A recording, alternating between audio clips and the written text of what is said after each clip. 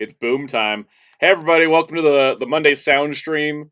As promised from before, when there's official Boom Boomger info, we would talk about it more, and we finally got that. So we're talking about it. It's happening this stream. We're not talking about Boom Comics, right? Not Boom Comics. No, that's a different stream for a different day. We got a packed voice chat today. So of course we have our Dark Claw 643 Ryan. Hey Kels, are you excited that Goku Mid has finally returned? Goku, oh yeah. Yeah. We'll talk about, for those that don't know, Fighter Couch streams on Tuesdays at 4 p.m. Eastern at twitch.tv/FighterCouch, and we'll talk about all the Dragon Ball news there, because Dragon Ball's like the house thing. So we're gonna chat it all up for Dragon Ball tomorrow. Should be great. Especially like Goku Mid, right? Don't forget, it's Goku Super Not just Mid. any Goku. Goku Super Mid. Super Mid. I love that in the old games. Mid. Goku N. And our other floating voice in here is our good friend Visible Ninja. Yeah, I was got off my sock puppets. Is Konami still stealing your money? Yeah, but I don't got any till Wednesday, so good luck to him. Yeah. Also, shout outs to who donated Tekken 8.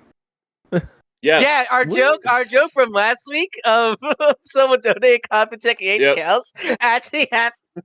Since I don't have a job, streaming Tekken 8 and KOF might as well be my job until I find one. Yeah, exactly. And so now you got Tekken 8, so you're streaming Tekken. When are you streaming Tekken 8? Have you decided yet? I haven't decided. I'm thinking Thursdays. Cool. So that seems like a good idea. All right, Ryan, let's run down who is in our text chat, because I'm excited. There's a lot of people here already. Welcome, Zelchex, Fire Fury, Tokupunk, Master Ben, Peacemaker, Dr. Grid, Jeremy Carr, Jamie's World, Cameron Midder, Spin Dash, Jodo Star, Avengers Weeb, Sif the Crow, Daniel Falconer, and Jambalaya, and Hellfire, and LPH. Welcome, everybody. I think this week, instead of like us rambling and accidentally getting on like a soapbox about Toku shows, or Phil arc. Yeah, we're not gonna do a filler arc this week. We're gonna get right to it because there's some new. There's one news topic which I think you guys could figure out from the thumbnail. It's just me complaining. So first off, how's that rundown? How's the Marvel rundown? If you guys haven't watched the Marvel, I don't have my tab up with my channel and stuff. If you haven't watched the Marvel Legends rundown, go watch it, please. It did really good the first day, and then just like it fell off a cliff on Saturday and Sunday. So, I mean, it's not horrible. It's progressing slowly, but I think like YouTube's like it's your 8th video, or it's your 8th video of the last 10, and I'm like, okay.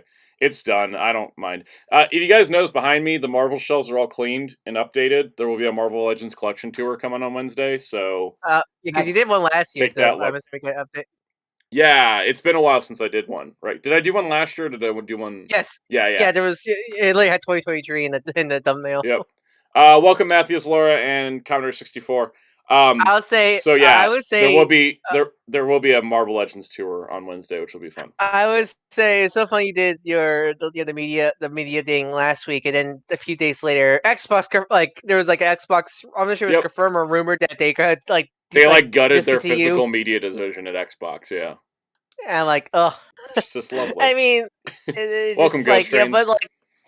But as you mentioned, like PS5, I'm not sure if it's like that for Xbox also, but PS5 games are like keys now. That kind of a few people in the comments mentioned at least with the PS5 games, you can download the game off the disc without an internet connection if you have a disc, which is good. But then also because of so many games having so many big patches, I don't know if that is a benefit in the end. Yeah, that's the only. It kind of gave me almost existential crisis with my PS5 because I've been collecting my PS5 games physically for a while since I got up, and then like I really want to get like Grand Blue on physical where because it's easy to download. Oh yes. Home. Like whenever I buy Tekken 8, I'm probably buying it digital. So, Commodore 64 says if any of us going to get Tekken 8, Jerry already has it because the bad gamer gifted it. Maybe. I might get it. I'm gonna get it eventually. I do want. I should say I love all the character customizations. Here's what I want to do. whenever I stream it. I want you guys to get it because what I want to do in my streams, there's a lot of pro players out there. I want to teach new players. I thought you were going to say fight me, so I don't feel bad for losing on the pro players. That Room Without a Window has been folding people in ranked with Kazuya. That's pretty great. See, look at that. I've been loving all the character customization. There's a lot of people who don't understand, like, oh wait, what am I supposed to do here, or what do these jargon terms mean, like while rising. Why is this Korean backdash? Yeah, exactly. Spin Dash brings a good point. Always love when a game gets a re-release with the patches and DLC on disc. That's the best. Yeah, those like complete editions. Those are like the best games to buy physically these days. Welcome, Mr. Tanuki. Welcome, Jamie's World. I don't know if we shouted him out. I shouted him out. Okay. Yes, Jojo Star, the Tekken 8 announcer for the trailers was the Zenkaiger, the Gear. I knew that. She's in the game. She's in the game. She is in the game? Oh, good. Okay, because she wasn't in the demo anywhere, and that was sad. I knew that. Yeah, I knew that. She shows up. I was glad. Good. I was like listening to that. Get ready for the next one. I was like, I feel like I heard this voice before. Yep. It's like how I think the narrator of the KOF 15 trailers in game. I think it's the same voice actor does the Trigger Sparklins, the Ultraman. I think that's the same guy. I think so. But yeah, Zenkaiger's Gear to Linger voice is the announcer in Tekken 8, which is great. Counter says thoughts on Batman Beyond and Crisis on Infinite Earths Part 2. Yeah, DC's still trying to get me to care about their animated movies again, and it's not working. It's getting to not even Batman Beyond can do it for me. It's funny. It's got to the point where other people are now questioning the spine art I've been seeing on Twitter. Yes, I've been seeing a lot of people posting about the spine art, and I'm like, I'm not ready to buy Crisis on Infinite Earths and deal with that yet. You don't Telma. You don't like DC Un. I will do a whole video when the Crisis trilogy is done. When the Crisis trilogy, because you think that spine art suit is unless the next year is going to continue that spine art, which I doubt it. It's not even like if they stick with DCU, that would be fine. But there's an end, so it's DC Un, and it's not even completed end, from what I remember, right? All right. Couple of quick chats to the thing. Sutragaz won't be able to watch it live, but we'll watch it later. Yes, happy you get to watch it later. For everyone that doesn't know, if you miss anything during the live stream, you can go back and watch it. It's always available right there. Spin Dash says Suicide Squad is killing both the Justice League and my faith in the company. Funny story. Suicide Squad killed the Justice League's Deluxe Edition. Early launch happened today, and the game server crashed and was broken, and they took the game offline. So that was a disaster. And they sent no review codes to any press. Yep. So it's always a good sign. A great sign, right? It's so my god, I don't know who's voicing Terry McGinnis Batman in Crisis. Nor do I care. Because I doubt they're gonna get Will Friedle back. I doubt they're gonna get Will Friedle. It's gonna be some replacement voice, or he's gonna have 0 lines, and they just stuck him in the trailer because it's gonna be some. It's gonna be. It's not gonna be Will Friedle. It's gonna be probably some actor, and not voice actor. Probably. Yep. I'd like to be proven wrong, but still. But yeah, I just love Smith the Crow. Rocksteady's cooked. They've been cooked ever since their leaders left. But Grand Blue Fantasy Relink did the early launch also with digital, and that went fine. Yep. And Danny, I saw no complaint yet, but so it's glad Tekken 8 did good too. No problem. Tekken 8. And the greatest part is that because of Twitter's algorithm based feed, some people were seeing a thing that was Rocksteady claiming it's the most stable game ever made, and then right after it crashed immediately. And this wouldn't be a problem. The game was always online. Yep. All right. It's news time. Let's get to it. News time. First up, Umbrella Entertainment in Australia, which they also ship to the US, is releasing a Masters of the Universe 1987 Collector's Edition Blu-ray book, ridge case, slipcase, poster, art card set. So if you are the ones who like stuff like this, and if you love this movie, I think the disc-wise is probably going to be the same as the Warner Archive release. I don't think it would be any different. No, because are you sure? Because I think there's a lot of bonus features. I don't know the Warner Archive release had. The bonus features are new. I guess I should correct it to say film transfer-wise, it's probably not anything different than what was on the Masters. But the bonus features are new, Warner. And those bonus features sound interesting. I might pick this up, honestly. Those bonus features are very tempting. I'm tempted to to do this because I love this movie. It's not like a great. I don't think it's a great movie, but like like I love it as more of an '80s like fantasy film than a master. Because I think as a master film, it's not great, but as an '80s fantasy film, I love it. It's so cheesy. I love it. Oh no, I really like it. The comics sound out. What was that? The classic. Isn't it closer to the comics though? Sound out. It kind of is. Yeah, it uses the mini comics as like the source. Yeah. It's less. He's more based people on didn't know that at the time, and they were like, "This is weird." Yeah, it's like this is not Filmation. I love this movie because I think there's no. I don't think. Am I right? There was no Adam. I think it was always He-Man in that film, right? In that film, and that's just like the mini comics. There was no Prince Adam until the cartoon. Yeah, he was just big barbarian man. Yeah. Yeah, see, it's got an audio commentary, extended interviews, 2 things about the sequels that never were, behind the legend archival featurettes, a sizzle and fantasy reel, stills and poster gallery. I might buy this. This is like actually getting me hyped up. I have the Warner release, which is fine, but like this is like this is this great. is like I think the one thing I feel like you didn't mention your comes out in April. Video is I think one thing I forgot. I feel you didn't mention the physical media video is I feel like stuff like this, like the bonus features and the love and care. I feel like it's a big reason why. Like, of course, the big thing is, of course, the good thing about Homie is owning it, but like, I love seeing stuff like that where you get to get more. I think the reason why I don't mention the bonus feature thing is because outside of like Arrow Video and like Criterion and stuff, like most like North American physical releases don't have any bonus features anymore. Yeah, Sally. It's all fluff pieces. Sally, yeah, that's the case. There's some. I think there's still some really good, films with really good bonus features. Like I still really like the Blue Beetle ones. The Puss in Boot one. Originally got Puss in Boot to watch Switch finally Homie, and those are that one had a ton of stuff too. That one. Yeah. Let's see. James Rose says, "What's the difference between Master of the Universe and He-Man? Master of the Universe is the franchise. He-Man's just a part of it." Yeah, he's the mascot character, pretty much. I don't own New Adventures of He-Man, Master Ben, because I never bought the DVD sets when they were out. If they put it out now, I'd buy it because I care more now. But like back when it first came out, I didn't care about Master of the Universe. It took until the DC comic came out for me to actually care about Masters of the Universe. Who did those original Master DVDs? BCI, and they're now Mill Creek, so and they don't have that anymore. And Universal has the because Universal released the film agency, but did not release because they own Filmation in the library now. Yeah. Okay, that's why. Because the CG show looks more Mattel. Yeah, it's Mattel owned, basically. Mattel owned. Yeah, okay, that makes sense. Why? Quick roundtable. Cameron says favorite He-Man character. I'm just gonna extend this to like Masters character. My favorite is Mechanic. Mechanic's amazing, and they don't use him enough.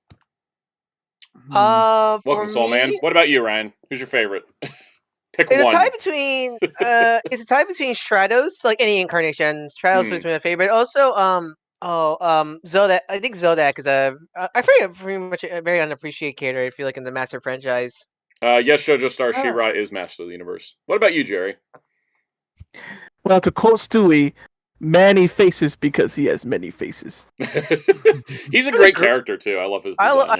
I love many faces are great. I love the CG show's interpretation of him being like a theatrical actor. I love it. Yep. Welcome, Echo 121. Metal, do you have a favorite Master of the Universe character? Yes, I probably do, and if I have to say it, it's probably Man-at-Arms, I guess. Oh, Man-at-Arms. Man-at-Arms is cool, yeah. The second shout out to CG series Skeletor and Discotek. I love that Skeletor incarnation so much. He's such evil ham. I love it. Speaking of hammy Skeletors, Mark Hamill. I need to see Revolution. Go watch Master of the Universe Revolution if you haven't and enjoy He-Man stuff. It's a blast. I loved it. Good question. Is it complete or is it split in half? It's complete. It is just 5 episodes. I enjoyed the hell out of Revolution. It was so good. We say because I did like Revelations. I didn't, but like if you liked Revelation, you'll like Revolution. If you didn't like Revelation, you'll probably like Revolution. I feel like from what I've seen, Revolution feels more. I think what people expected Revelations to be. Revolution is what people thought Revelation was going to be, but it carries all the weight of Revelation. It's not like they do like a wipe the slate pretend. It's a pure sequel. Yeah, it's a pure sequel. the whole thing starts with this like hardcore title drop of like, first there was a revelation, and now there's a revolution. So it's like it's everything that was good about Revelation, and then everything that was bad about Revelation's gone. It's like they really refined it. I did like I did get excited when I saw the end of the trailer. He-Man wearing the CG armor with the logo. As someone who really loves that CG series, that it means it's like nice to see. I'm not surprised. Cause I feel like Mattel wants to make that the new logo for. They want to He-Man. get away from the Iron Cross logo. Yeah, for sure. But still, it's like as someone who adores that CG series, I think I need. And as someone that loves the DC Comics Masters of the Universe stuff, like Revolution pulled a ton from it, and I was just very happy. I'm not surprised. I'm not surprised because that Revolution did also took some from that also, so it's nice to see them do that. As someone that likes the '87 movie and the DC comic, like Revolution is just all my jam. It's just all my jam at this point. Jamie World Thundercat is not a spin-off of Master. That is his own separate franchise, but I don't blame you for they're very similar. But you know, Thundercats is better. Actually, Silverhawks and Tiger Sharks is what. Yeah, Thundercats cousins are Silverhawks and Tiger Sharks. Here's the thing, unlike Warner Brothers, Mattel and Universal or whoever owns it actually respects He-Man. Yeah. Oh, that's right. Oh, you know, the cast is for Thundercats. Yep. All right. Speaking of Hanna-Barbera, which is a thing owned by Warner Brothers that didn't make Thundercats, that was Rankin Bass. The Hanna-Barbera Superstars 10 is now up for pre-order on Amazon. We talked about this last week. This is the 10 Hanna-Barbera feature-length movies that are aired on TV. All 10 of them with a price point of $69.99 US, coming out February 20th. The movies will all be sold individually as well, and they are going to go for $21.99 a piece. So it's a good deal to get. Yeah, but they're doing the math. That's around that price. Maybe a little bit of discount, I'm pretty sure. Yeah. We'll see. I pre-ordered it, so we'll see if it drops in price at all before it comes out. It was like number 2 on Amazon's chart behind Berserk. Which it's like Berserk was number 1. Number 2 is Hanna-Barbera Superstars 10. Things are weird. I love Mark from Discotek making a joke like, "Oh no, Scooby and Yogi are getting to us." Yeah, if you're somebody that wants like more than like 3 of these, you should just buy the box set. If you only want like 1 or 2, just buy the 2. You know. I say support this because it shows that there is demand for remastering all the Hanna-Barbera stuff. Yeah, if you like any of these movies, buy them so that way we get more of them. If you don't like any of them, like don't go buying stuff. Don't force yourself to buy it. Don't force yourself to buy stuff. I've done that. It sucks. But yeah, they're out there, and you can get. All of them are individual, and then also the box set. So you know what's nice now? Like with the whole DC slip covered shenanigans with the blue. I swear she just unless you're like fully like shrink wrap up with the slip cover and everything. I swear she didn't like trick the system and just take the Blu-ray slip cover and put it on the 4K disc when you bought the product. I did that I bought Green Lantern on 4K and Blu-ray. Then that movie wasn't good enough to own twice, and then I took the Blu-ray slipcase and put it on the 4K. I took the Blu-ray slipcover and put it on the 4K case and put it on my shelf, and then just stuck the other thing in a cabinet. Well, you should have done that in store if you bought them in store. I know, but I didn't want to like screw up things in store because imagine somebody's like, "Oh, look, I found a copy of this, trying to complete my spot. Oh no, it's the wrong cover." Like I didn't want to put somebody else in that situation. Damn morality I have. In other news, Crunchyroll has been having like really low outputs lately, and we kind of got an answer that essentially Crunchyroll is, instead of distributing their Blu-ray discs themselves, Sony Pictures Home Entertainment's going to start doing that over the course of March and April. So that's why things have been like really low on the release output for Crunchyroll, because they're switching their production cycle so that Sony Home Entertainment puts it out. Sony Home Entertainment is pretty good. They're like the best part of Sony in my eyes. So this could be a good thing. I don't know if this is going to increase their output, but that's kind of probably why we haven't seen anything from them lately. I at least hope it's back to the Funimation days where it wasn't like a constant release, but Discotek should not be releasing more discs a month than Crunchyroll. Yeah, I at least want to go back to like 1 month. Like it'll be like two to three releases per month, like Funimation used to do. Because you think I think some people feel like that Crunchyroll released 9 of their shows on home. No, they do. There's several shows that they did, such as Sign Week before they released on home media, but it's not as frequent as Funimation used to do. Exactly. Back in the day. And yeah, we're talking about low outputs in physical. They've still been licensing a ton of stuff for streaming, so. All right. You guys ready for me to complain about Star Wars? Yeah. Yeah, I would say one last comment for Crunchyroll. Yeah. I'm not sure what Crunchyroll would some of those releases. I'm not sure they go back and redub because what Funimation used to back in the day was when they dub a show. When they release a homemade, they will redub it because because they had to get those dubs out by at time. So there might be some things that they did that with Dragon Ball Super too when they had but yeah, with your Ayers' understudy do a bunch, and then Ayers went Chris back and re-recorded it. Yeah. Yeah, it's, your voice, when your actors are sick or just stuff like that, they'll go back and re-record, rewrite, and stuff like that. Mm-hmm. So I'm not sure Crunchyroll does that. I don't know because none of the stuff that I don't follow any of it. I will confirm it because there are certain shows that I follow that where I remember watching Simon Dub. There had to be actors temporarily replaced because they're sick. So I need to double check when I get some of those releases. Yep. Jamie's World, most everything that's on High Dive gets a physical from Sentai Film. Yeah, Sentai is actually really good with their physical media a lot. But is it time to talk about Star Wars? All right, so remember I think it was last week we talked about Star Wars, and I said the problem with Star Wars, people making... The mentality behind making Star Wars is like, it's this great thing that must be respected, and it's like, and it like puts like way too much pressure on every project. And I've said like the best stuff has been the stuff that's just like remembering that George Lucas made Star Wars because he wanted to do a Western sci-fi samurai movie. Like he just has fun with it, right?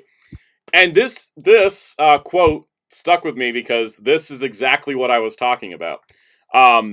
So when offered the role of Rey, Daisy Ridley was told by J.J. Abrams told this to her. Understand the scale. This is not a role in the movie. This is a religion for people. It changes things on a level that is inconceivable. And then apparently she had anxiety that was so severe by the time of Last Jedi released that she had developed holes in her stomach wall.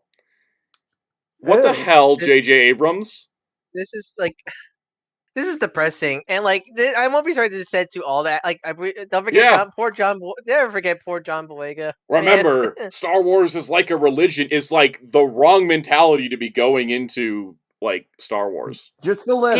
Here's the thing. I'll say this: how depressing that might be actually fact with some people. Yeah, no, that's the thing. There is a group of the fandom that does treat it like a religion. But that's not the part of the fandom you should be trying to appease with your mass market movie that costs a lot of money. Oh, it's just like...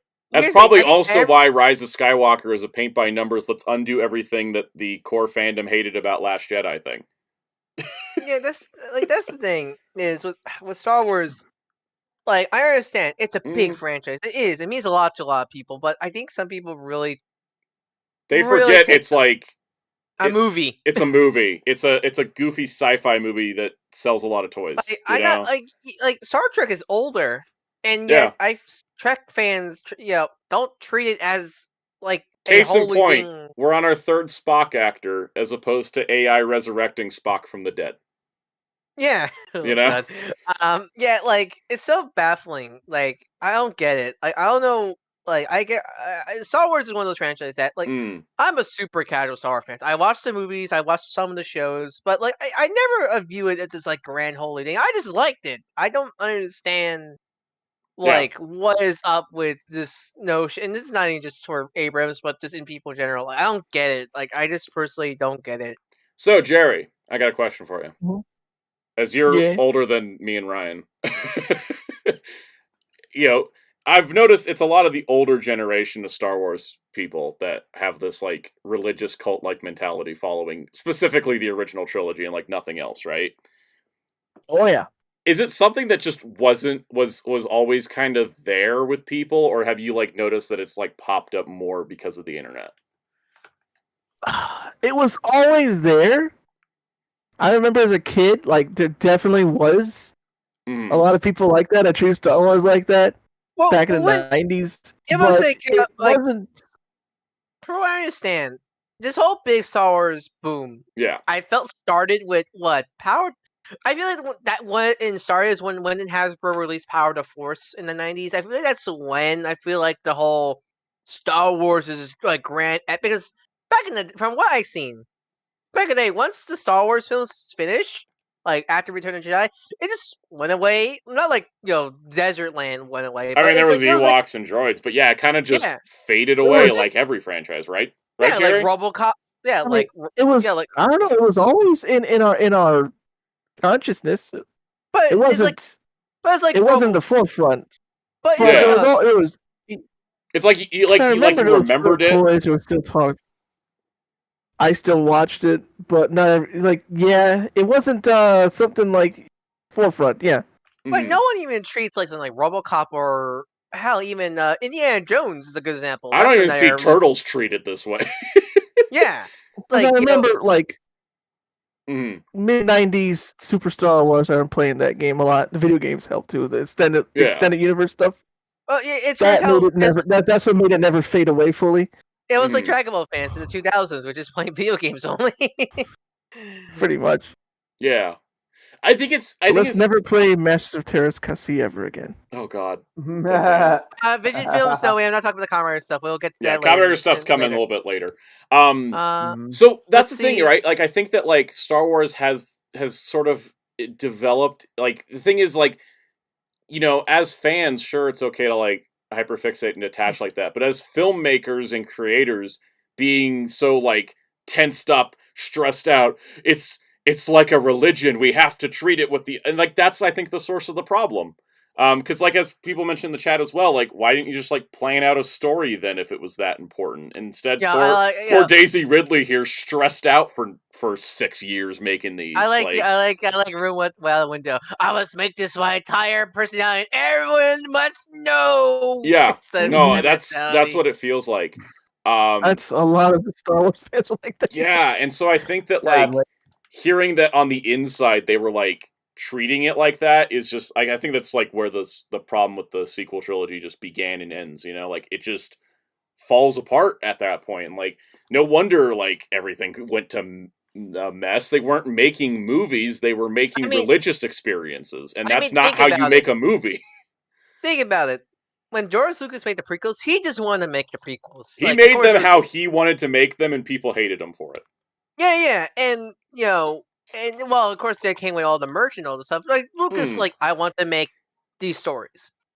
When Disney bought Star Wars, I don't think there was a dot like that. I'm pretty sure it was only dollar signs for Disney. Yes. Like we must make Star Wars movies because we have now the license. We own Star Wars, therefore we must make more of it, as opposed to like the original Lucasfilm George Lucas approach of I want to do a show about the Clone Wars.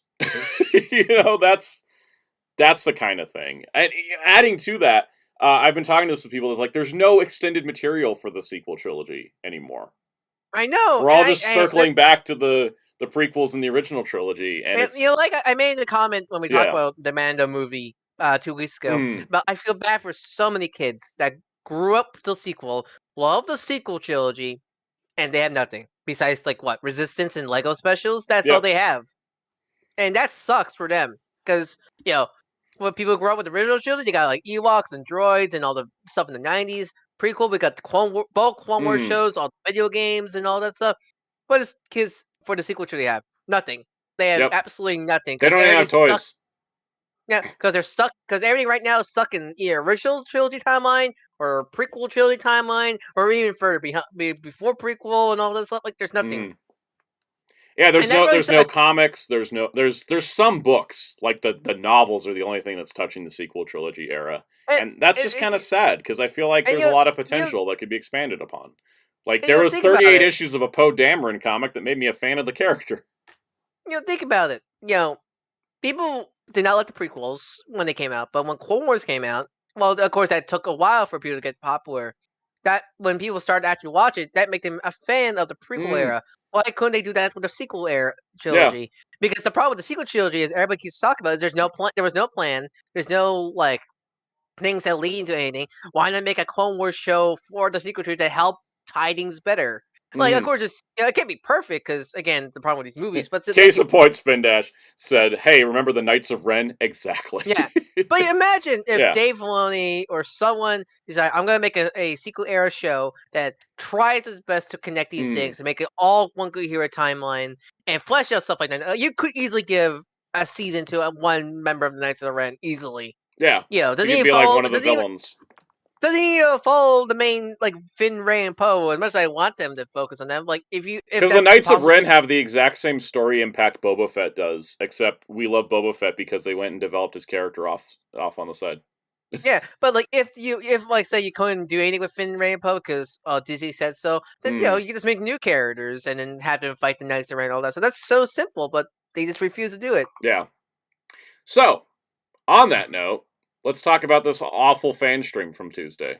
It's amazing how like we'll complain about Power Rangers fan streams, when they happen, like the infamous Pinata one.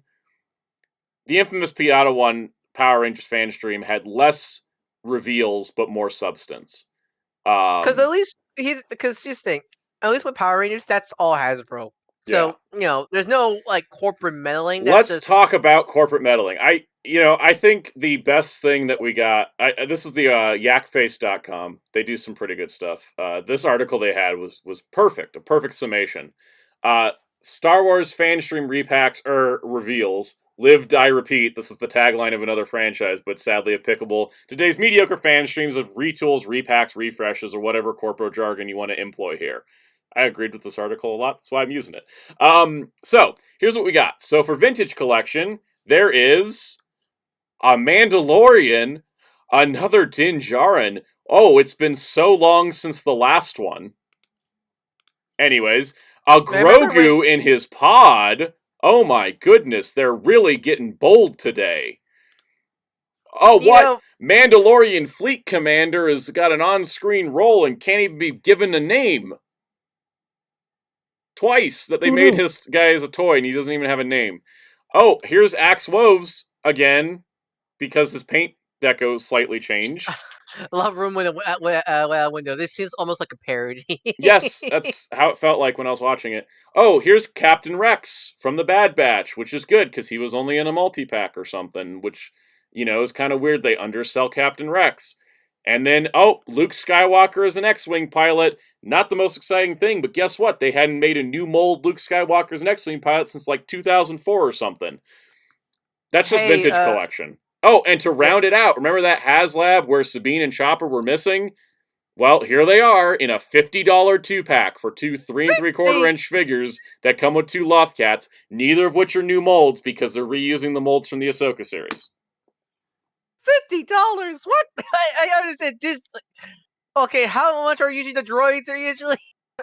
I mean, normally Vintage Collection are like $15 a piece. Why is this 50? At the very least, 45. Yes, Spin Dash, you have to actually destroy the backs of the package to open the retro figures, which is why a lot of people buy 2 of them. Yeah, like 45 is the most I expect, but 50. $50 on top of your $500 Ghost Haslab that came with everybody else that had these matching card backs. God. And this one's supposedly like made to order, like you got to order it before like a certain date on Hasbro Pulse. Like they're not going to make it's not like a wide release. Oh yeah, right. Since you had to destroy the cards, so that's like if you're one of those collectors, 100. Yep. All right, so here's the recap again, because I think this is great. Mandalorian repack, Grogu retool, Fleet Commander retool, Axe Woves retool refresh, Captain Rex retool refresh, Luke Skywalker repaint refresh, Sabine Chopper retool refresh. Look, I understand that there's certain characters you want to keep on the shelves always. That's understandable. Yeah. Of course, they want the Mando and Luke always on the shelves, but I think something like this. Don't do individual reveals. Just saying, let's go like. Why was this in a fan stream? Is my problem. Yeah. This could have just been announced on Twitter. Also, why is there an entire wave with nothing new? Yeah, like just say, hey, Mando and Luke will be refreshed in upcoming wave, because it makes sense. You always want to have that. You always want to have popcorn cards available because that's the problem I had with certain like Marvel Legends, Spider-Man. Yeah, if people want like comic Miles and Peter, good luck trying to find them because they're impossible to get. Even though they should be the most common. Moving on to Black Series, the first reveal, the Phase 1 Clone Trooper on the new body. Didn't this get released? I feel like I was seeing this. The Phase 2 one was. Oh, okay. This is just the same exact figure with a different helmet. Because he. Oh, and then the Droideka finally got revealed. It's $34. Yay! Okay, to be fair, I don't mind that one. I don't mind this one. My only problem is that every droid in Black Series has been so gummy from the battle droids to the Magna Guards that I don't. Stand? I don't think this will stand. I can't even. My Magna Guards don't even stand. I can't get them to stand. I mean, HK-47s can't stand. Like, he's a tripod, so he might be easier at the very least. I hope he's good. I hope he's not too gummy, because the 3 3/4 inch have gummy legs, and that's fine when it weighs half the weight. Can you roll it? Can you roll it? Yes, they did roll it on stream. He does. He does roll up, and he can roll. Good old Borox. The best reveal of the stream was something they pipelined to us, and that was it. Like, that was the best thing. Then they showed Thrawn, and I actually got angry watching. I don't get mad usually about this stuff, but like, I legitimately got angry when they said we redid his legs. Like, his original legs weren't thigh swiveled and double jointed. Oh, is he now no thigh swivel? No thigh swivel, single jointed. And I'm like, man, you just reused those legs on an Indiana Jones figure. Like, this is the one figure you could have just changed the head. I hate when they do work, and it makes a figure worse. And then, yes, as Twista's mentioned, this doesn't come out till spring 2025, and he's already up for pre-order. Why? They did this again. They did this before with Book of Boba Fett, Cad Bane. I canceled him, because I was just like, oh, it's been a year since I ordered him. I don't care anymore. And, like, every Star Wars figure I've gotten lately is a disappointment in Black Series. So, like, why are you... I don't mind him not coming out till spring 2025, because I understand that, like, they want to make him accurate and stuff, but, like, don't tell us about it now. We're still waiting for Ki-Adi-Mundi to come out, and they didn't even let us pre-order him, so we don't know when that's happening.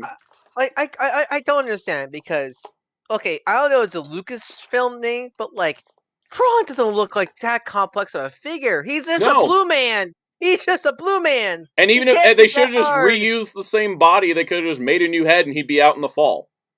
But, like, he doesn't even have high articulation. Like, I don't get it. Like, why is it still, like, I might question sometimes when Bandai Japan say, oh, this belt won't come out until next year. But those are, like, high, fun, like, complex electronics, all that stuff. That makes sense. Fire Fury says these aren't Figmas. Why wait so long? I have Mafex figures that are scheduled to be out before Thrawn.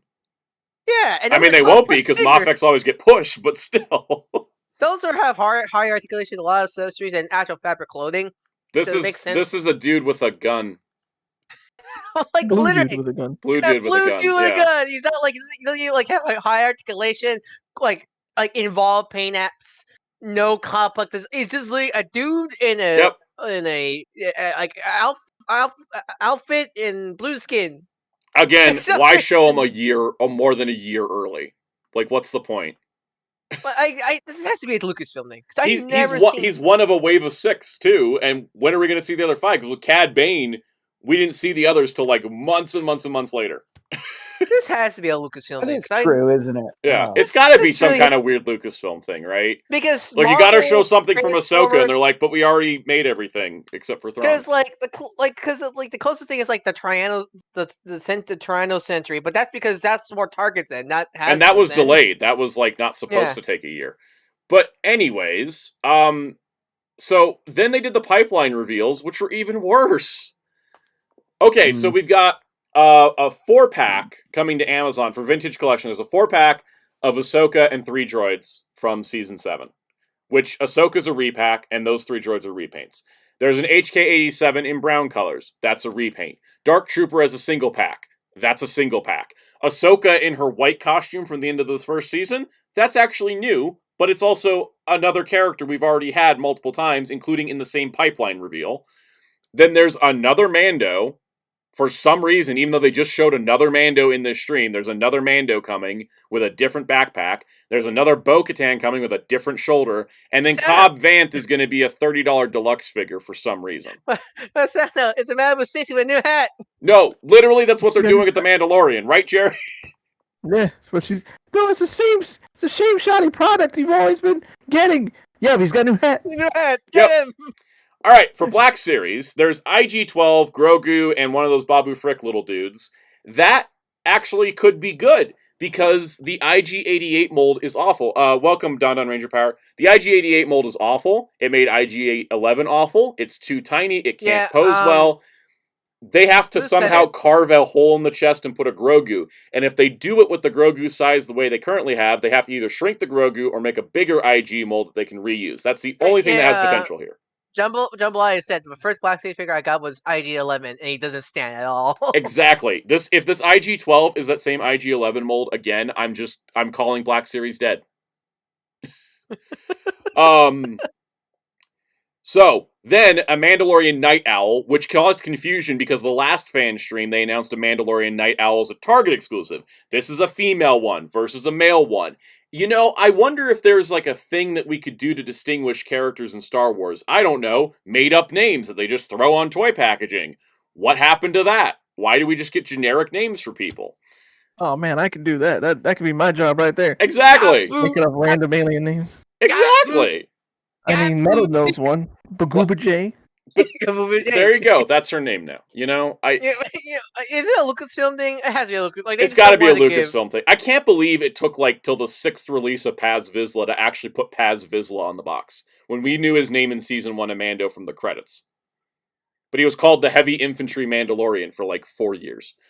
Okay, then there's a 3-pack of a battle droid, a HK droid, and a super battle droid repainted into Jedi Survivor colors. Okay, I don't care. And then the thing was, they had already announced a 2-pack of the super battle droid and the red battle droid with the C-3PO's head, and everyone was like, this is a stupid way to release a super battle droid, and they're like, that's how we're doing it. And then now there's going to be a single fan channel release of the super battle droid. Fan channel. No, fan channel. Okay, we're like, fine, shut up. Here, exactly. Single pack battle droid. Exactly. And then to round it out, the 3rd Black Series helmet that has no corresponding action figure in either scale, this being Moff Gideon's helmet from his Mandalorian superfan cosplay from the end of Season 3 of Mando.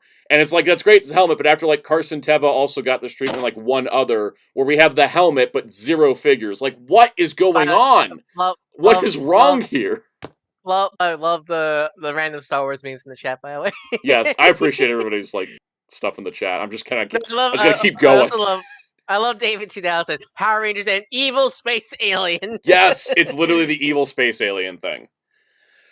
Okay, and we're still not done. There's one more thing. We're not done? They have a whole box, so the retro collection, which are the Kenner style figures, okay? The retro collection did a whole box set for Phantom Menace. And then Attack of the Clones and Revenge of the Sith are being shoved into one box set together. So you get Episode 3 Anakin, Episode 2 Padme, Episode 3 Mace Windu, Episode 2 Jango Fett, Grievous from Episode 3, and a Phase 2 Clone Trooper. Like, Mace and Jango go off against each other, but you got mismatching versions. Anakin and Padme go off on each other in more ways than one, and those are mismatched versions. And then you got Grievous and the Clone Trooper. Like, why is it 4/6 Revenge of the Sith and 2/6 Attack of the Clones? Why is there not 2 box sets? We got Revenge Anakin. That's Clone Wars Padme, right? That's her Clone Wars garb, right? That's her Attack of the Clones that she used in Clone Wars.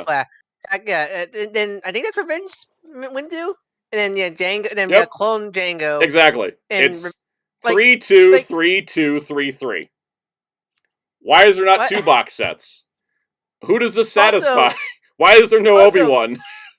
Wait, also, is this because, Episode 1, were the Episode 1 figures styled like the older Kenner figures? Yeah, or were they more like... the Episode 1 figures were styled like the vintage, frickin' here's my old ass Bosk, like the vintage 5 POA, really? Kenner figures. Like, I think I would have liked that more. It was, they did that for the old Phantom Menace figures, and these would be the old Hasbro modes. They're more like the 80s Kenner, and they did that for Mandalorian, they did that for Ahsoka, and they did that for something else. But again, why is there only one box set for 2 movies instead of each of them getting a separate box set? I don't know. They go like, the Clone War, Attack of the Clones. Attack of the Clones won't sell because nobody likes that movie. But sell I think it would sell because it's a niche market. Yeah, and it's such like. I'm trying to remember what was in that. That was it for the presentation. I think I'm done complaining. That's it. That was it. Hey, and it took, and it was only a 25-minute stream. Hey, you notice something missing that we talked about earlier? Yeah, what? Sequel characters? Yep. Hell, there was the only prequel characters we get are droids and clones. Poor Poe Dameron's just stuck with that disgusting face sculpt back when it first came out. That looks like Oscar Isaac, like aged like a prune or something like that. By the way, when I talk about the retro figures, guys, this is what I'm talking about. I should pull it up on Hasbro Pulse. They're literally just like, what if Kenner made toys for the modern shows, basically. Pretty much reaction. Commodore 64 is at a teriyaki and sushi restaurant, and boy, would I rather be doing that than complaining about Star Wars. I still like complaining about Star Wars, though, because I feel like this just has to be said at this point. So, Poe never got a new figure after Force Awakens, right? He got Last Jedi figures, but he didn't get anything for Rise of Skywalker. And yeah, so we're stuck with that really bad Oscar Isaac face. Mm-hmm. The Vintage Collection gave us a Poe Dameron in a, we got a Poe Dameron in the Vintage Collection for Rise of Skywalker, because they released his ship, and that was it. Wow. So for context, I went and found I went and found this just to make sure we can talk about this. Look what Phantom Menace got for its retro box set. It has Obi-Wan, Qui-Gon, Queen Amidala, Darth Maul, Jar Jar Binks, and a battle droid. Why couldn't each of those other movies get? David's World, there are Star Wars figures, but you have to import them because Hasbro has the license that they cannot. Oma Ender says, I just got back from the dentist, and that's a better time than talk about Star Wars figures. Honestly, yeah. Like, at least you get something, you get a clean feeling when you get finished with the dentist. Daniel says, honestly, there's so many other good toys out there. I'm perfectly fine with Hasbro tanking Star Wars releases for a year or two. Yeah, I'm like, we're on like year 3 or 4 of like Hasbro, Disney, whoever's to blame, just tanking the Star Wars lines. I can't care anymore. I want my Kiadi Mundi, and then like that's it. I think I'm getting like Anakin and Padme from Phantom Menace just to finish the set, but like they're just. I think yeah, we not worth it anymore. Holy cow! Like look, like we complain about Lightning Collection, but the problem with Lightning Collection is more just QC, which it did improve, and consistency, which okay, that's still a problem, but still, like I think at the end of the day, Lightning Collection was still a pretty decent toy line, even with the problems it had. This is why every time someone said Lightning Collection is Hasbro's worst line, I always countered with, have you seen Black Series? Because they still are posable figures, at the very least. Exactly, yeah. It's Star Wars, I love Star Wars. I would love for Star Wars toys to be great again.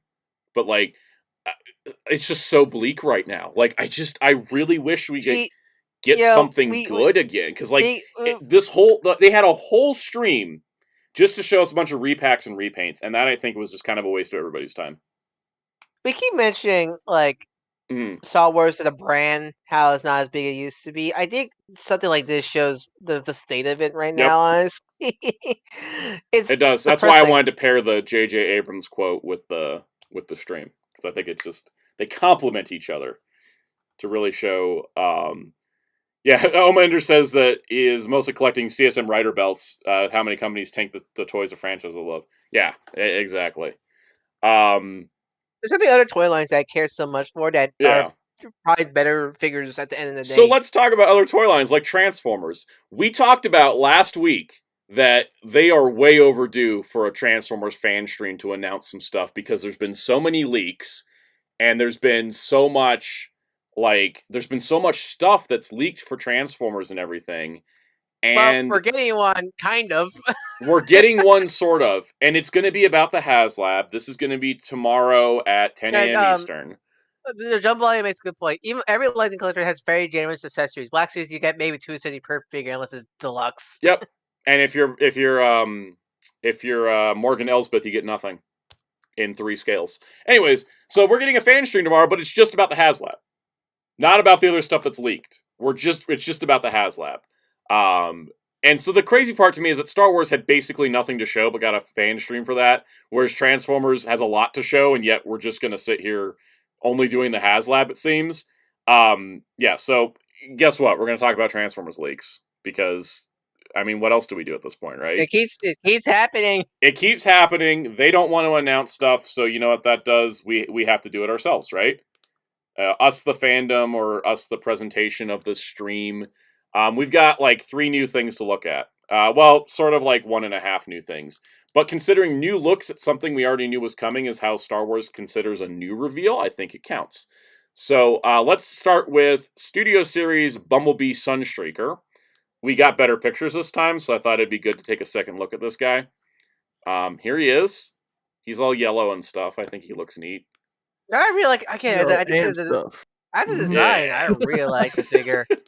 He looks good. I've told myself I'm not doing Bumblebee movie stuff outside of Soundwave, because I'm just trying to like cut down. Oh, I also forgot to mention this Bumblebee Shockwave like leaked, right? Like he's not out yet, is he? No. He's also on the leaked. Yeah. 2/3 of this image have leaked. Anyways, there he is next to Shockwave and Megatron. But he looks good. I like the car mode especially. I think the car mode's my favorite part. I like how he's got kind of a wheel design, but it looks really futuristic. So, I mean, he's pretty cool. I think he's great. As Jeremy Carr mentioned, yeah, we only got 18 likes on the stream. Why do you like it? Yep, please hit the like button for the sake of Transformers leaks, I guess. YouTube craves engagement. YouTube craves engagement. Let's feed the YouTube bear and continue to grow these streams because these are a lot of fun. Yeah, here's the thing actually. Since Megatron and essentially all these concepts are narrating the movie, I kind of don't feel bad to find these on their own because they don't really totally belong in the movie. Because they do, but like they could just their own just fun toys. So that's what I kind of like about these guys. It really does bring me back to the day of the EO Transformers like movie lines, just having random characters never appear in a movie. And I always like those figures a lot. Yeah. Room Without a Window. Any suggestions for Transformers? Good articulation / posing. Don't want to stick to the main line. If you're trying to get something that poses and you're not worried about it transforming, check out the YOLO Park model kits. They're kind of like Build-A-Figures. Really...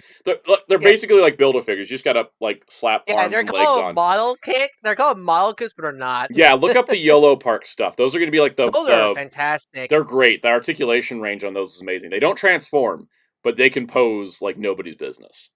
So, all right. Next up, Gamer Edition Sideswipe from the War for Cybertron game. Boy, is he chunky. Oh, by the way, I forgot to mention, these pictures come from eBay. Yep. Like, they have gotten... They're not even, like, taken from the factory as much as they are. They're on eBay. That's how far they've gotten. Not sure. Like, he looks kind of like his game model, but no, so he looks off. Every figure in this line has looked off except for Prime. Prime, like that Prime figure is fantastic, but like every other figure just looks so weird to me. Yeah, I like his car mode though. Yeah, it looks nice.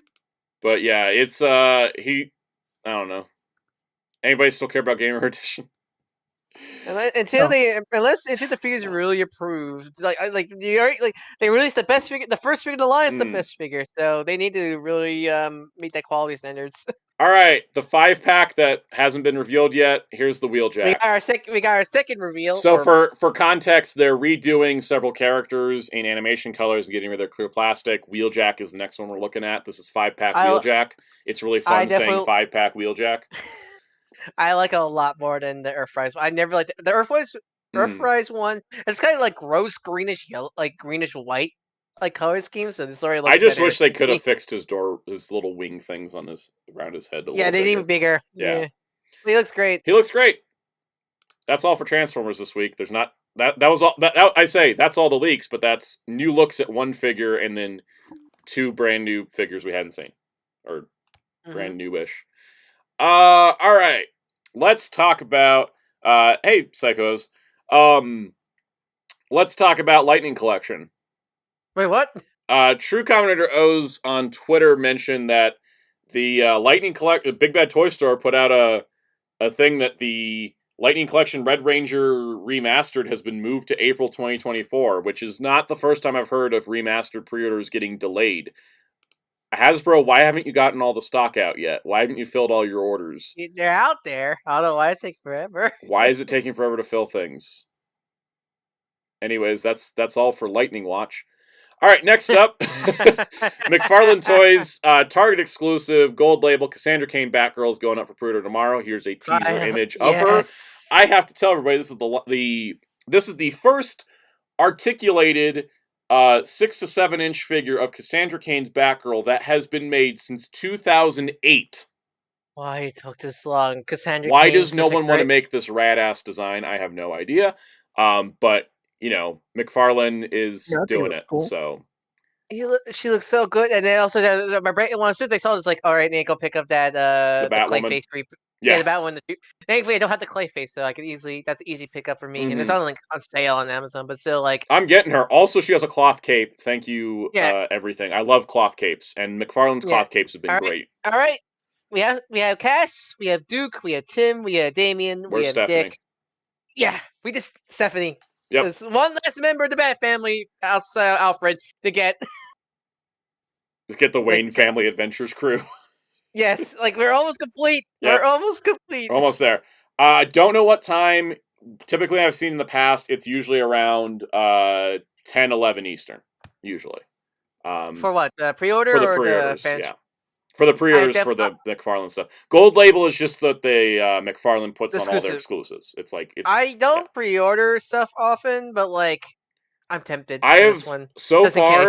McFarlane shipped me my Midnighter, my Wave Rider, my Alfred, my Red Tornado, my Animal Man, like no problems. So it's serious. Only Hasbro, I guess. Yeah, Hasbro stuff they struggle with, but with McFarlane stuff, I really regret not pre-ordering the Flashpoint Flash. I really hope they release that. Target's pretty good at pre-orders for McFarlane, so and they put release dates on them, so you won't get that like every month they put a pending charge on them thing. So, but yeah. This is exciting, and good luck everybody tomorrow. Cassandra Cain is best Batgirl. I'm just glad that finally she has a figure.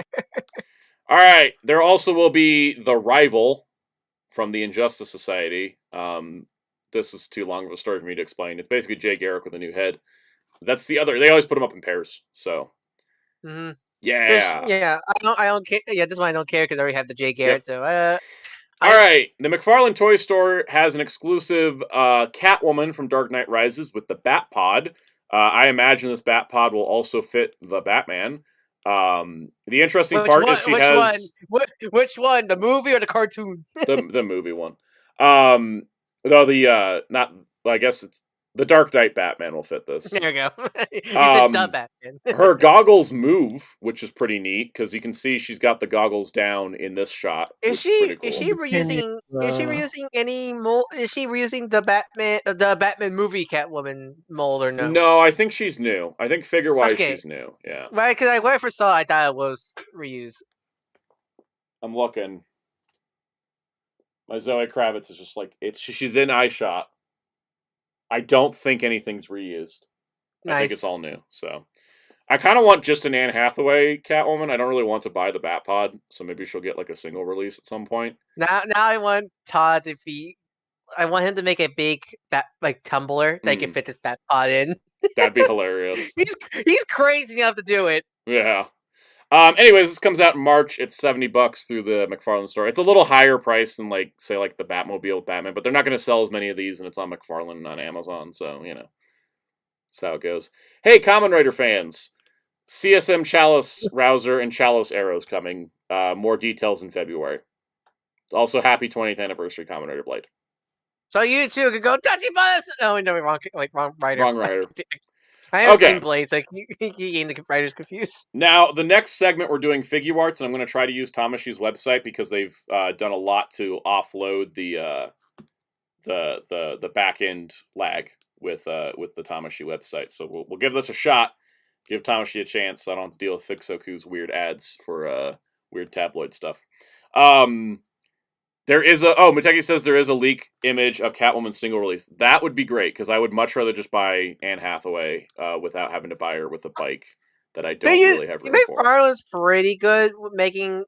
Usually when the figure that comes with a vehicle, there's a good chance they're going to come by themselves. Unless it's vice versa. Oma Ender willed this into existence. I knew it'd get a proper announcement as soon as I bought a CSM Blade.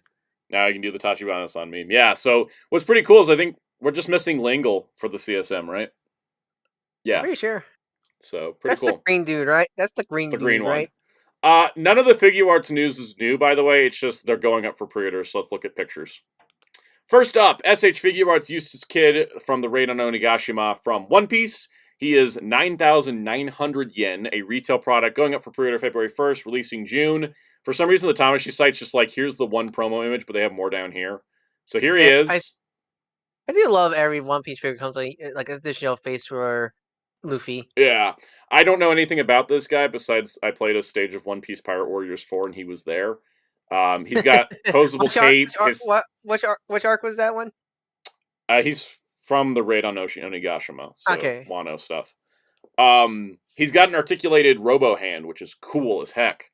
I might buy him, but I need to see him like in story context. That's the thing. Setup is like it's gonna be hard for you to imagine cover One Piece stuff because you're still reading it. Yep. So even when you get to him in the manga, it might be too late to get him if you really like this character kind of scenario for you. Yeah, I'm hoping because he's retail, he'll be around a little bit. I think all the One Piece men retail. Like most of the anime figures actually. The only exclusive for Naruto was Kurama Link. Mm-hmm. They've been pretty good for their stuff being not like Spin Dash says the trend lately is one photo at the top until pre-orders open, then scroll down for the rest. I have not read all of the manga for One Piece, by the way. I stopped. Where are you? I'm still at Water 7. I took a break because I really wanted to reread Shaman King so I could read Shaman King Flowers so I could watch the anime that nobody's licensed.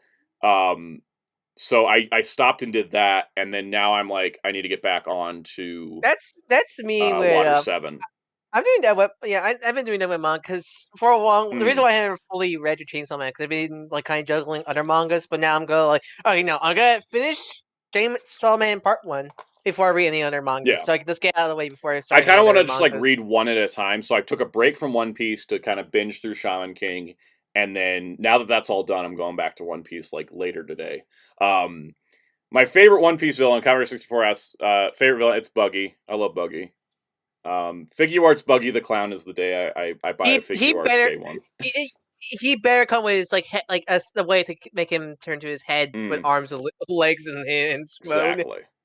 Let's see. Yu Yu Hakusho figure still coming. Room Without a Windows on Thriller Bark and still thinks Crocodile. Crocodile's a great villain too. I really like Buggy's vibe. You know about the deer? You know what's the joke theory about Crocodile? What? That I'm not sure you got to the arc, that arc yet in One Piece. No, I think that's time skips. I don't think. I won't say. I won't say for now because I don't think. I haven't seen Crocodile pop back up again. I know he does. I just haven't seen it. But there's a funny joke with Crocodile because I'm starting in the time skip era. That it's funny. Cameron says favorite One Piece. I mean, my current favorite is Nico Robin. You're just tapping your foot, waiting for that figure art to be announced. I'm like Figure Arts Robin. I mean, we're still waiting for Figure Arts Nami to like go up for order, but she was on display at the Bandai card game thing. Okay. I expect that if they do Figure Arts Robin, that's gonna be an $80 figure because they're gonna include all her hand, like all the. They're gonna include some kind. They gotta include some kind of effect for her arm stuff. You gotta have the fleurs. It just makes sense. Anyways, so that's Kid. That's pretty cool. All right, next up, this is hilarious to me. Gundam Seed Freedom is the highest grossing Gundam movie. We'll talk about that in a little bit. SH Figure Arts Kira Yamato is coming out for 9,900 yen, same price as Eustace Kid, for some reason. He ships in July. Guys, guess what? Kira Yamato's P Bandai. Really? That's interesting because you. That is how bad Gundam Figure Arts have sold in the past. That Kira Yamato is P Bandai. How well did the Sona? I can never pronounce. I'm assuming that Suleta and Miorine did not sell well enough for them to take a chance on Figure Arts Kira Yamato. Okay, here's the thing. I think the problem with what happened is since they did Suleta and Miorine and Figure Arts Standard much cheaper because every time I see a photo of those two, it's always the Figure Arts Standard because they're cheaper. And they came out earlier, so and they have a choo-choo that goes with them. Yeah, so I think Bandai really shot themselves. Now that being said, this is one of those P Bandai in Japan retail US things, but still, the fact that Kira Yamato's P Bandai in any country is just showing how sad Gundam Figure Arts are at right now. Yeah, I mean, I think Bandai is the only one to blame because they're really. It's not like it's not like how Kaijimon Rate where they're releasing the Figure Arts Standards and the Figure Arts at the same time. There's no competition, but since they did that with Witcher Mercury, then like they have no one else to blame but themselves in this scenario. Yep. Jerry, I got a question for you. Up? What do you think about P Bandai Kira Yamato? Man, is the movie coming? I mean, we'll talk about that in a little bit. That's a separate news topic. I think. But anyways, because I think it's like before I'd be like, well, that's random. And I know Japan likes Seed, but I don't like Seed. But the Seed movie's coming, so if because the movie's out, but it's like Why is he P Bandai of all characters? Oh, that I don't know, because especially being a main character. It's what's her name also P Bandai? Lacus is also Premium Bandai. I'm not saying her. I'm not pronouncing her name correctly because I get too much flack for that. So I think we all don't like Seed. I don't. I mean, I do. I mean, different design. I just like it in like a mid-tier kind of like. I don't, love it. Here's, different design, but like, I feel like she makes sense to be P Bandai. She makes sense to be P Bandai, yeah, totally. Because she had a figure art. It's the same character, I'm assuming, right? The same. She had a figure art standard also. So yeah, we're not talking about the other girl that looks exactly like her that was genetically modified to look like her to replace her for the sake of political gain through an idle space. Wait, what? Okay, I have not seen Seed, so like, that's why. Seed Destiny's a trip, okay? That's why I asked. Is that the same character of Nikia with the figure art center, the pink hair girl? Yep, they have only made Lacus. They haven't made. I can't remember her name at the time. They haven't made her body double. God, I'm not looking forward if they do make Mir. Yeah, Mir Campbell. That's her name. Mir Campbell is a woman who was genetically modified to look like Lacus, so that way she could. Push things for Zaft. Okay. I can't. Okay, so from what I'm hearing, is this? I'm gonna guess the Seed because again, I'm not seeing Seed Destiny or any of the Seed stuff. Is the story of this character? Is this character was a character arrayed, but then she got told to have like surgery or whatever to this. Yeah. So the thing was, Lacus Klein is in Seed, right, and she becomes like a political figure and then. Like, she was, like, a singer, too, but she becomes, like, a political figure. And then she steps away. And then they want to manipulate the public by using her image because she's popular with the public. So they turn her into an idol. But then it turns out that isn't actually Lacus. It's this woman named Mir Campbell who was genetically modified to look like Lacus.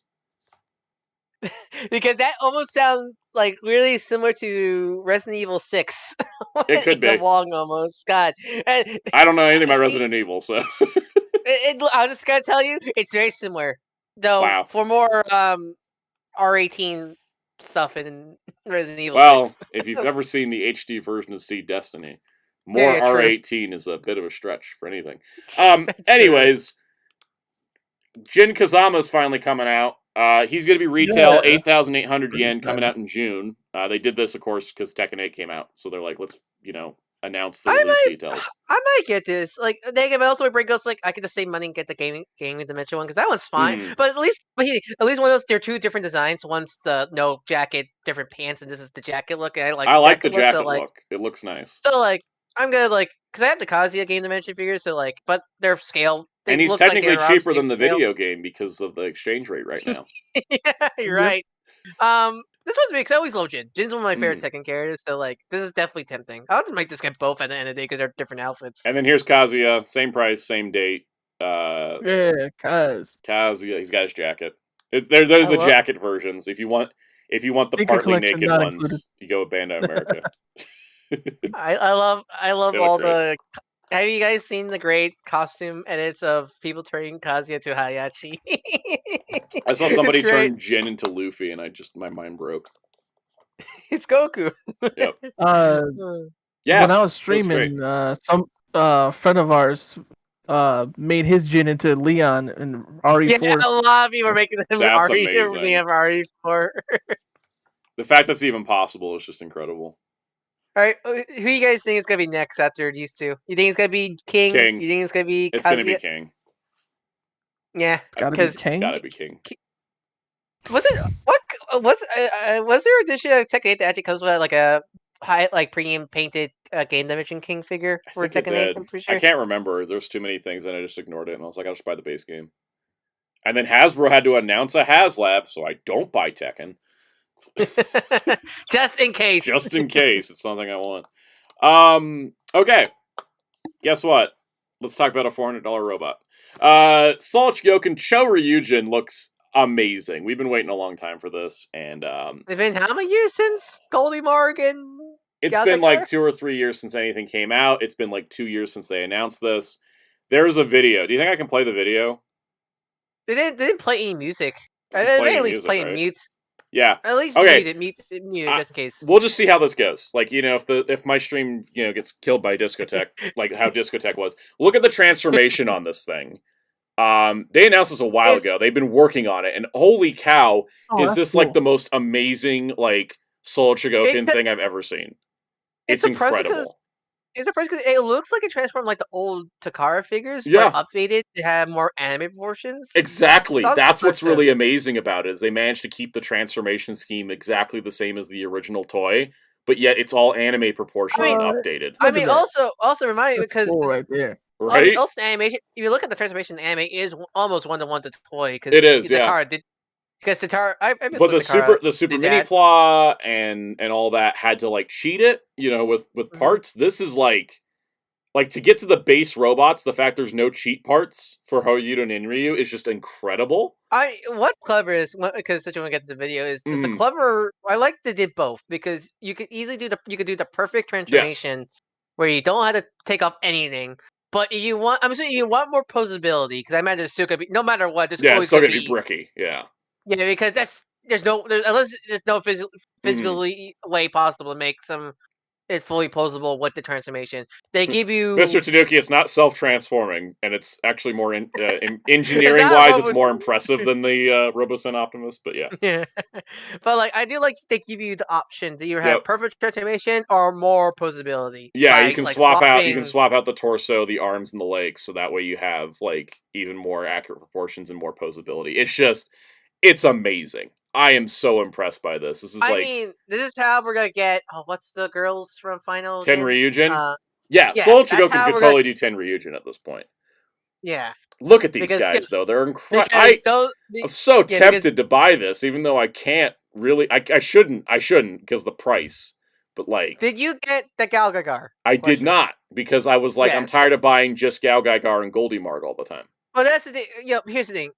If I don't know if this was a scale. Let's say I don't think it was scaled to the figure standard. The real grade. Yeah, the real grade. I don't think it was scaled with the real grade. So I say it's one of those things where. Oh, it also comes with the eraser head, which is good. Oh, that's cool. I think it's one of those. If you don't have the other, don't buy it because what's the point? Because you have no one to go alongside it. Twist says time to sell some stuff and buy this. Yeah, I'd sell a bunch of stuff, buy this and the other Soul Chogokin. I mean, it's just impressive. Like, I think I can admire it from a distance, I mean, I hope they do a real grade, I know, maybe they ever do Soul Chogokin Zenkaiger in 10,000,000 years. Maybe we can see that. Maybe. Oh, I need to do a video on Metal Pen Zenkaio sometime. Anyways. You need to. Yeah, we'll talk about it later. All right. There also was the announcement officially of the replicant Gaigar from Gal Gaigar Final. So for those that aren't aware, in Gal Gaigar Final, Gal Gaigar showed up, but Gaigar's colors were different because it was a replicant, and he stole the other like Gal Gaigar vehicles. So what they're doing here is that instead of having a whole set for replicant Gal Gaigar, kind of like how the Super Robot Chogokin had to do, you just buy the Gaigar and then you use the existing vehicles from the Gal Gaigar to make your replicant Gal Gaigar if you so wish. That's smart. I think they should have done it in the first place with other lines, honestly. It makes a lot of sense. Matthew's Laura, will it have balance issues with two big guns? It shouldn't, because the feet are huge. And diecast. You need to get diecast. Yeah. So that's kind of that. Now let's go to some media news. This is like the what doesn't fit in other categories of stuff. I'm going to prep all this. So, yeah, I mean, Soul Chogokin's amazing. You can't buy the line consistently unless you have a high income, because every release is $300 unless you're rich. Unless you're rich. I mean, I had to really sweat it out to get the Gal line, the Go line, and the Die Rugger, because I'd always wanted something like that, and it was great. All right, news time. In 2 weeks, there will be a Kamen Rider Mystery Week Marathon on Tokusatsu from February 12th to 18th, and they are going to announce on Valentine's Day at 3 p.m. Eastern that Tokusatsu has licensed another Kamen Rider, and we will see what that is on Valentine's Day. There's a joke I want to make, but that would be too mean to say right now. I just got to say I'm not allowed to speculate, so I'm not going to. Do you guys want to speculate on this at all? Yes. Guess what it is? I think it's gonna be Kabutak. Clearly, because that's a Kamen Rider. That's a bug. Yeah, that's a bug man or bug robot. Yeah. Welcome, Henshin John. I'm not going to speculate. Jerry, you got any ideas based on the tagline "Mystery is on the wind"? Yeah, it's Jiraiya, right, Jerry? He's muted right now. Oh no, is he muted? Jerry, don't be muted. I don't know if Jerry realizes he's muted. Maybe he does. Anyways, what if I mute him and then unmute him? Will he know? Will he know? I don't know if he knows. Anyways, there's a lot of options. The trailer video had some blue and purple and green text, I think, on it. So people. Oh yes, yeah. It's gonna be the Joker. Yeah, people were speculating that maybe it was double. I'm not. From the hit anime Futo Pi. It'd be really funny if Double got a Blu-ray before Futo Pi. As far as we know, this is just for streaming. Like, it's not going to be like a Blu-ray announcement as well. But Blade could be good. Psycho says Dragon Knight. There's plenty of options. I mean, it's not like there's a small selection, and wind is just such a theme of Kamen Rider. Spin Dash says before Futo Pi there was. Yeah, just imagine. That'd be hilarious. That would make. I would smile so much if that actually happened. Yeah, I wish Milk Creek to death before there was Gridman. There was Gridman, the Hybrid. We will talk about this, when it gets announced and stuff. But like until then, I'm not allowed to speculate. And we'll find out, I guess. Any other thoughts on this, Ryan? If it was double, if they want to be smart, they should like press package like male influencers just Akko's green slipper with no context. That'd be great. Can I get a green slipper in the mail? That'd be awesome. I would like that. Your husband's a bike? All right, let's switch gears. Let's talk about Moon Girl and Devil Dinosaur. Moon Girl and Devil Dinosaur is on its second season. This, what is it? It's like soon. February, yeah. It's going to be soon. So Steve Lauder, the executive producer showrunner on Moon Girl Devil Dinosaur, mentioned that season 2 is more serialized than the first. The first episode and the 14th are connected in big ways, etc. The first 14, so originally they were going to have a 14 episode season. Let's see if this next tweet mentions this. I don't know where it mentions it, but it was originally going to be 14 episodes. It's now 24, which is really great because season 1 was only 16, so we're getting 4 episodes in total. People were asking him, like, oh, is there going to be a season 3? And he mentioned, to be fair to Disney, they love the show and are trying everything they can do to get more people to watch. Disney and Marvel are great partners and trying to do right by the show, but we need more viewers. Cast, you're back. Yes. Do you have any speculation on Kamen Rider before we talk about Moon Girl? Which Kamen Rider? What Shout might be licensing? Yeah. You think it's going to be Jiraiya? Jiraiya? The Metal Hero? Yeah, it's getting, yeah. That's the twist. It's not Kamen Rider show at all. It's something else. Yes. I don't know. That's something I would do. That is something I would do. Well, for what I think it's probably going to be like a random. What is the most random? Either early Heisei one or a random Showa one that like, hey, we got Amazon. What would be the most random pick they could pick? If it's not double, what do you think is the most random pick? I say Skyrider. Skyrider. Hey. Skyrider randomly. Woo! That'd be hilarious. I don't know. I would buy Skyrider even though I don't even like the show.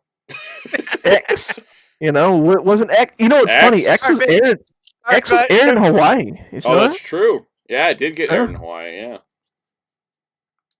Zaycross would be good too. All right, well, back to Moon Girl. So basically the current status of Moon Girl as a show is that the in-house team has sent off everything to animation for season 2, and that they haven't got a season 3 pickup because Disney and Marvel want to see how season 2 performs viewership-wise, which is kind of typical, standard stuff in the industry. They know what they want to do for season 3. They just need more people to watch it. So the way it's going to air is that on February 2nd on Disney Channel, they're going to air 2 episodes. Oh, wait, this is next week, sorry. 2 episodes on Disney Channel February 2nd, and Disney Plus will be getting 14 episodes on February 3rd. And then 10 more will be added, so those other 10 will be coming like later in the year because they're still animating those. So if you like Moon Girl and Devil Dinosaur, I do. It's like one of my favorite shows. It's one of the best shows. It is. It's so good. Basically, watch it on Disney Plus if you can, because that'll help support the show getting a third season. I'm And if we only get 2 seasons, 40 episodes of a show nowadays is pretty amazing. Yeah. So I mean, I'm a little worried because I think how they handled season 1's release was actually really good. It was like 3. yeah, It was like 3 batches of like 6 episodes. I think that's a really good way. not to dropping the show. 14 at once. That's gonna take me some days. That's what I'm worried about, because I think that's gonna be like when it's like, what's the point of watching? Because that's the problem with, I think, currently with Disney is I don't know what they're looking at. I don't know if they're looking at streaming numbers, TV ratings. I don't know what they're looking for. I do hope a season 3, because I feel like a season 3 should be, because there's kind of a gag with the Disney cartoon fandom where every Disney Disney TV animation is 3 seasons long. Yeah, this one deserves its 3rd season for being at least a Disney TV show, right? Yeah, because every other like Owl House or Amphibia, they always get 3 seasons. So DuckTales is 3 seasons too. Yeah. So is Tangled. Yeah. Well, anyways, I mean, are you ready to see Cameron? We talked about Turtles last week, I think. Yeah. Are you ready to see Blue Beetle fight Moon Girl? yeah. There's if you've never seen Moon Girl, guys, I've always say watch the first episode. If you like the first episode, you'll like the rest of the show. It stays really consistent. It's really good. But if you don't like it, like, don't force yourself to watch it. I'm not gonna like pressure people. Like, watch this show because I love it. But like, give it a shot. I'd say if you give the first episode a shot, you'll know if you're gonna like it or not. I think it's like, I think Moon Girl is one that's like very much like, I mentioned this before, but like it gives you so much Static Shock flashbacks because it really has that feel. Incredible voice cast too. Really it has this very great community feel about it, and all right, it's especially great. Especially community feels is good. Especially for the Black community, I've been seeing such a great representation of the Black community, especially from my seeing responses. It's so good to see. And it's probably the best Jewish representation Marvel's done. Oh yes, that too. Like, period. And the show's great too, because I think it works on so many levels as well. Did I get Jerry? What is it? Oh no, it's a joke. You said and I was like, but they're owned by Disney, because the old rumors of Disney. Oh yeah. That's still one of my favorite gags in the comic, where was it Ben Grimm always sends Moon Knight a Jewish like Hanukkah card. yeah. Ben Grimm sends Moon Knight a Hanukkah card, and he just hopes that Mark's the one that opens it. Anyways, so that's Moon Girl is great, so I recommend checking it out if you haven't seen it. It's a good show. So we'll update if there's more updates, because I will add news topics. If that show gets a release if that show gets a homie release at the very least on Disney Movie Club, I would sign up for Disney Movie Club just to buy it alone. I hope it does, because it's terrific. So in other news, there was a Bandai card event last night in Los Angeles, and there was a big old Digimon segment where they showed this new teaser for Digimon Liberator that shows Imperial Dramon Fighter Mode Black up against the Digimon Liberator cast. And for those that may not remember, this is a upcoming web manga. So Imperial Dramon Black, that's new, right? That is new, yes. They teased it a while back, and it is officially part of this project. It is a new thing for this manga. I just realized the image is bigger when I don't have it in expanded view. There you go. Imperial Dramon Black is new, and that is exciting because they're doing new things with this project. So there's going to be cards with the manga. The manga will be free to read on the Digimon website. And if there's any doubt they're going to be releasing the manga in English, they just dropped news for it at a Los Angeles event. So now the other cool part is we got character art for Owen, Dreadnought, and Zenith. These guys look like Kamen Rider protagonists. I was about to say the same thing. Muteki. Imperial Dramon Fighter Mode is mostly black, but they took away all the red and blue that was in them, basically. Anyways, this is Owen Dreadnought. He's pretty neat. And then here's Zenith. They do look like Kamen Rider villains. Also, why it took so long for Digimon having a person of color in like a main cast scenario? That's true. It's insanely rare for Digimon to actually actually get somebody with some skin color, you know? It's great, though. I'm looking forward to this. They also announced at that same event that the card game, starting in spring 2025, will be simul-released in Japanese and English globally. Yeah, I think US about to catch up almost. Like, it's fully catch up almost. Yeah, they're almost caught up, but they said in spring 2025, the cards will be releasing exactly at the same time in Japanese and English, like worldwide, which is amazing. That doesn't happen very often. That's great. And it really shows how well this card game did for Bandai. Yep. This is the longest running Digimon card game, and that's great to see. It is. And for some reason, my link for this Gundam Seed news loads an article about somebody's divorce. Okay. A&N. I think, I'm not sure what was the source, but I think I saw somewhere, I think Toei got a financial report from Toei or something like that, where Digimon is still doing well. It's like still doing well. They didn't mention a lot about it, but there wasn't as much to talk about, because it's been kind of like... We're in kind of another small... We're still in we're kind of in break territory right now, but that's a good thing. That's a good thing for Muteki, I'm not talking about the new seed kits, just because last time we talked about seed kits, the chat and our voice chat were all just like zoned out while I was going on about like color variations on night-looking dudes, and like the voice chat, the live chat was just like, just did not care. They look cool, I'll say that at the very least. They do look cool. Now, speaking of Seed Freedom, I am talking about this. Gundam Seed Freedom sets a record franchise record for 1.06 billion yen in 3 days. That is 7.20 million, just so you know that like the Japanese box office is really tiny compared to like the US box office. For everybody that's online, none of the people in this awesome chat, of course, all the people online that were like, why are they making a Seed movie? Nobody likes Seed. It's not that popular. Why are they making this as a theatrical movie? This thing like doubled Hathaway's box office, which was like the biggest Gundam opening. And this is just Japan. So like there is a reason. And then the model kits have been selling out like crazy.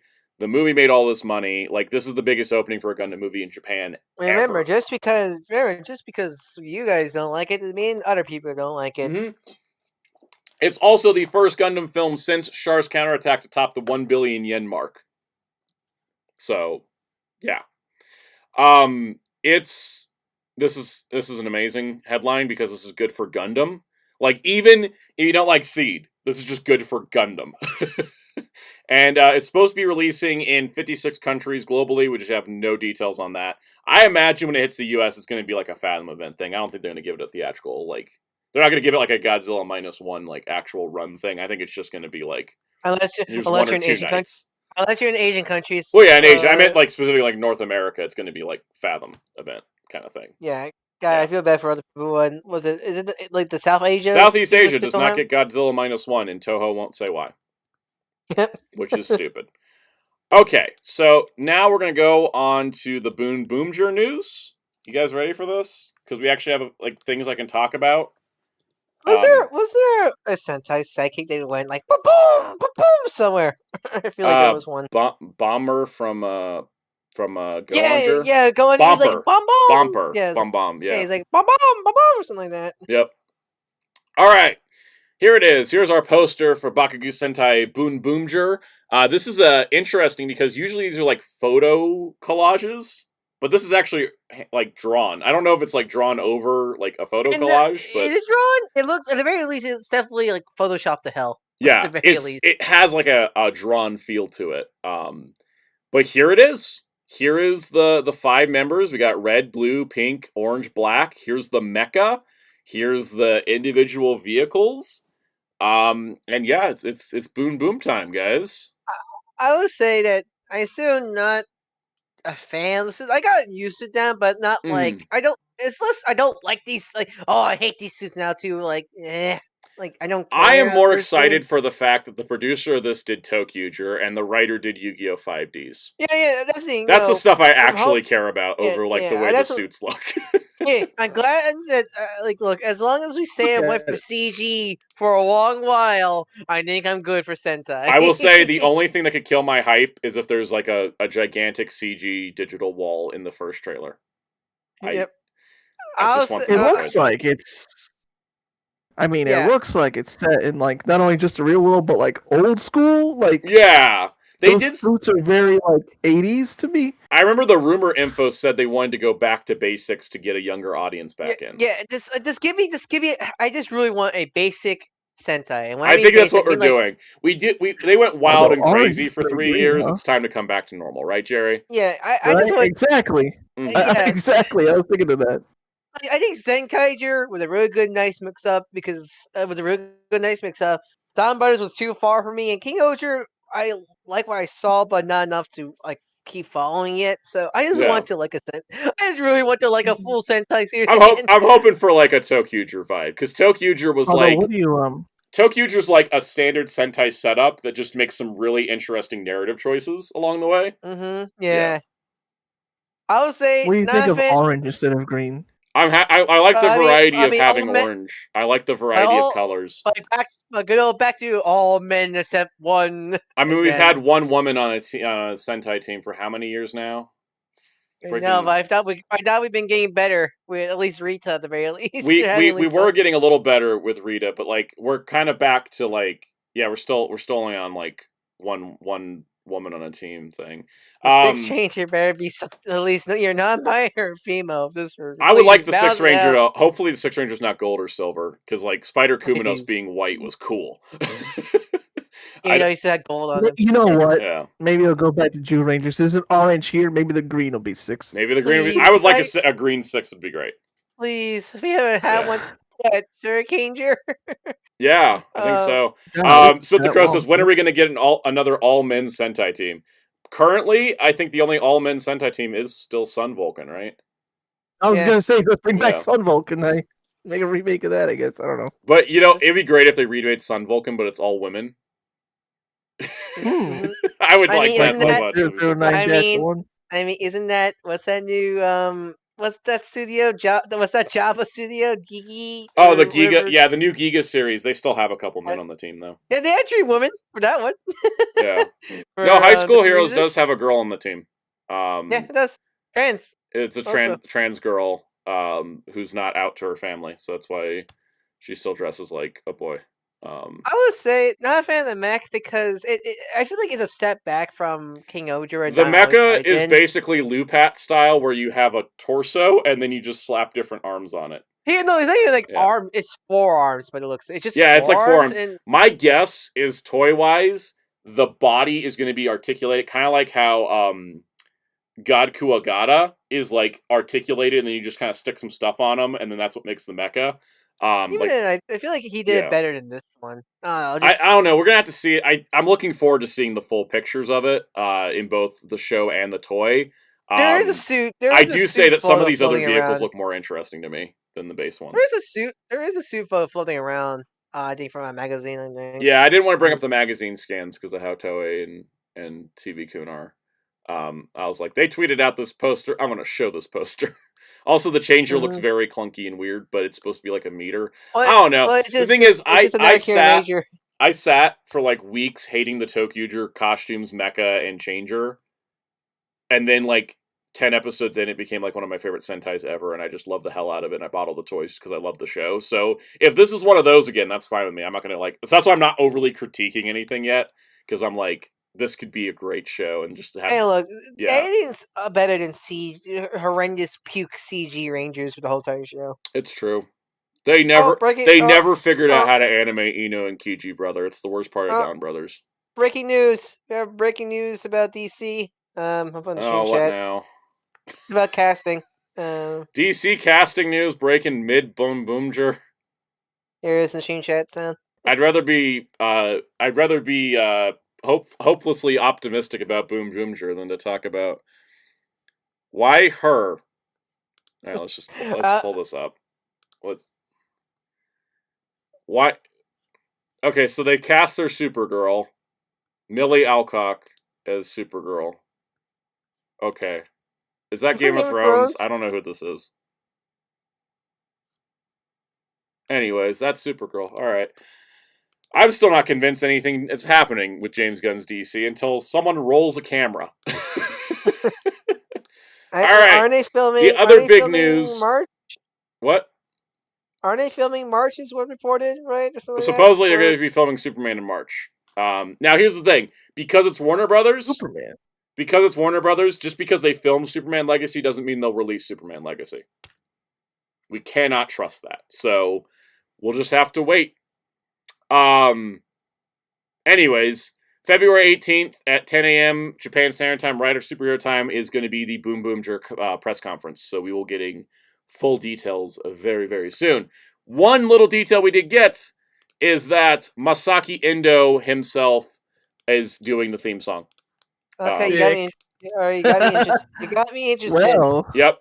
I don't remember if I talked about it on stream or something, but I said, wouldn't it be great if Masaki Endo did the theme song because 5D's guy's the writer?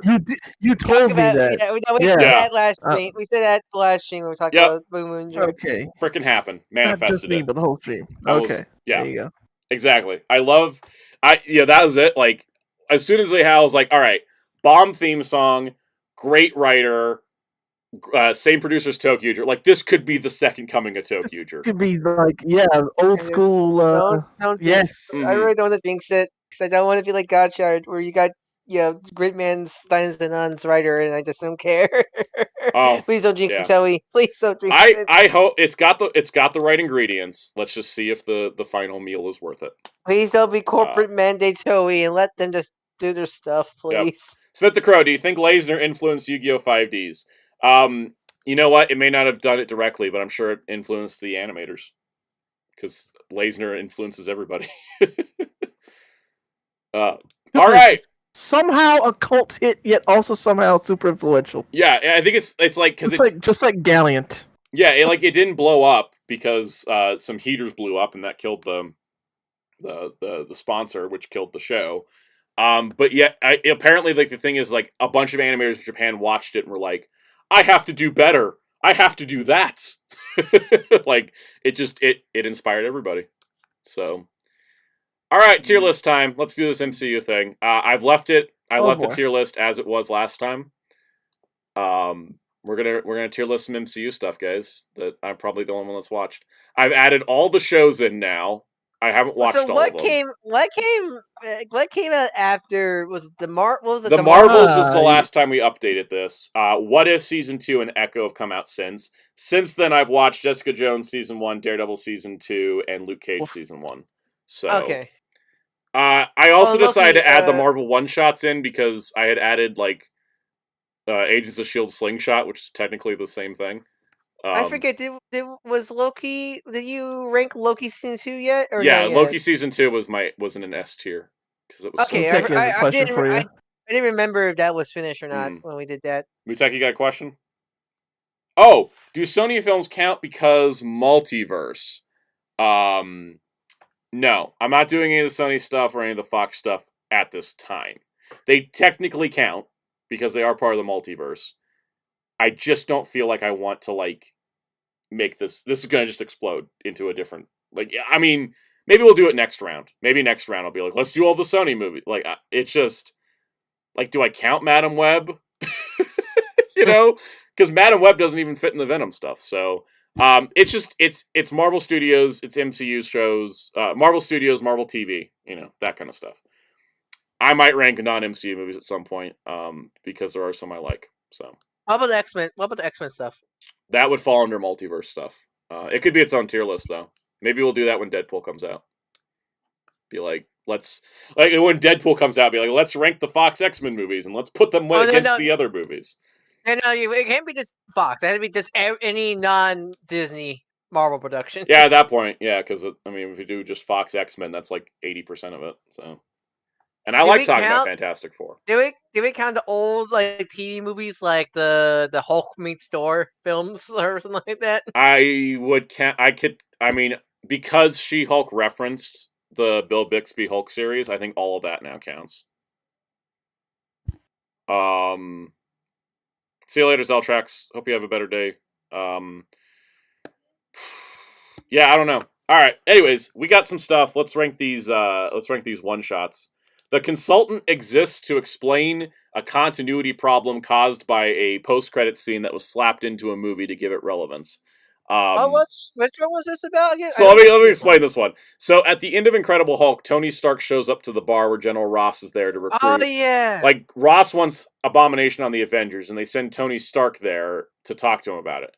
Weird, right? It was just thrown in last minute just to make yeah, that wouldn't make sense because Tony said no because Tony was later saying no to the whole Avengers thing. Yeah. Why was Tony there? So, and then they've explained it like timeline wise officially. Incredible Hulk takes place after Iron Man 2. So the way it works, okay, so that makes sense. The way it works is that the consultant is Sitwell and Coulson talking about Ross wants Abomination on the Avengers. We don't want the Abomination on the Avengers. We want the Hulk. We got to talk him out of that. How do we talk him out of that? We got to send somebody to go do it. It can't be one of our guys. So they decide, let's send Tony Stark. And so Stark not only convinces Ross to give up on the Abomination thing, but Stark gets the guy kicked out of the bar because he buys the bar or something. It's a whole comedy bit. It's just two guys sitting at a table to explain a post-credit scene. And it's kind of funny, but I appreciate that kind of continuity patching. That being said, I mean, this is going to be like a B at most. maybe in universe, that's why Blonsky got sent to jail on She-Hulk. It could be. It could be all Tony Stark's fault, which is pretty good. All right, so then the next one, though, I love this one. I've watched it a whole lot. The consultant and a funny thing happened on the way to Thor's hammer had the same budget, and so that's why the consultant is just two people talking and then replaying a post-credit scene. Can I ask one thing? Question, if it's clear. What was that thing with Civil War with Thor? What was this? That's not canon. So that's not here. Okay. Yeah. Thor's roommate. Thor's roommate is canon because he showed up in Love and Thunder, but the Thor roommate shorts aren't canon, so they're not included in this. Oh, that's right. Thank you, Jambalaya. It was the World Security Council who wanted Abomination, not Ross. Thank you for that correction. A funny thing what happened on the way to Thor's hammer is a comedy short with Coulson where he stops a gas station from being robbed while he's driving to go look at Thor's hammer. Which is the funniest. No, this is freaking great. I don't even care. This is going straight up into A tier. This is so good. Question. Does it count? Is this the unofficial pilot for Agent S.H.I.E.L.D.? Kind of is. Yeah, a little bit. It's just a thing with Coulson, and it's a whole action scene. It's really well directed. I'm going to put this in A. It's like a high A. I'm just going to stick it right there. I can't put it in S. But... Well, anything Coulson's high. I think that's anything with Coulson is very high tier. All right. Item 47, I did not care for. This was like a couple finds some Chitauri tech and Sitwell tracks them down. Was this item 47 is kind of the Agents of S.H.I.E.L.D. pilot, because it's like, oh, there's a thing, and then a S.H.I.E.L.D. agent goes and investigates the thing. Yeah, that's true, yeah. That came out after Avengers, I'm assuming? Yeah, this came out with the Iron Man 3 Blu-ray. Okay. Yeah. I don't care for it that much. It's very, I don't know, it feels inconsequential. And I don't feel like it's very good either. It was just meh, you know? Yeah. It's the one I forget exists. At best. Yeah. At best, yeah. Alright, now, our continuity kerfuffle exists with this Agent Carter one-shot, because this was essentially the pilot for the Agent Carter TV series. They used the same writer, director, cast, and all that, right? Mm-hmm. It doesn't fit continuity-wise, and so, like, some sources will say the one-shot's canon, and some will say the TV show's canon. Variant timelines them all.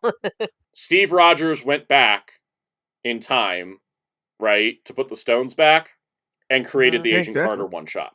That's my headcanon. The TV series happened, and the TV series no longer happened because he went back, and that changed things.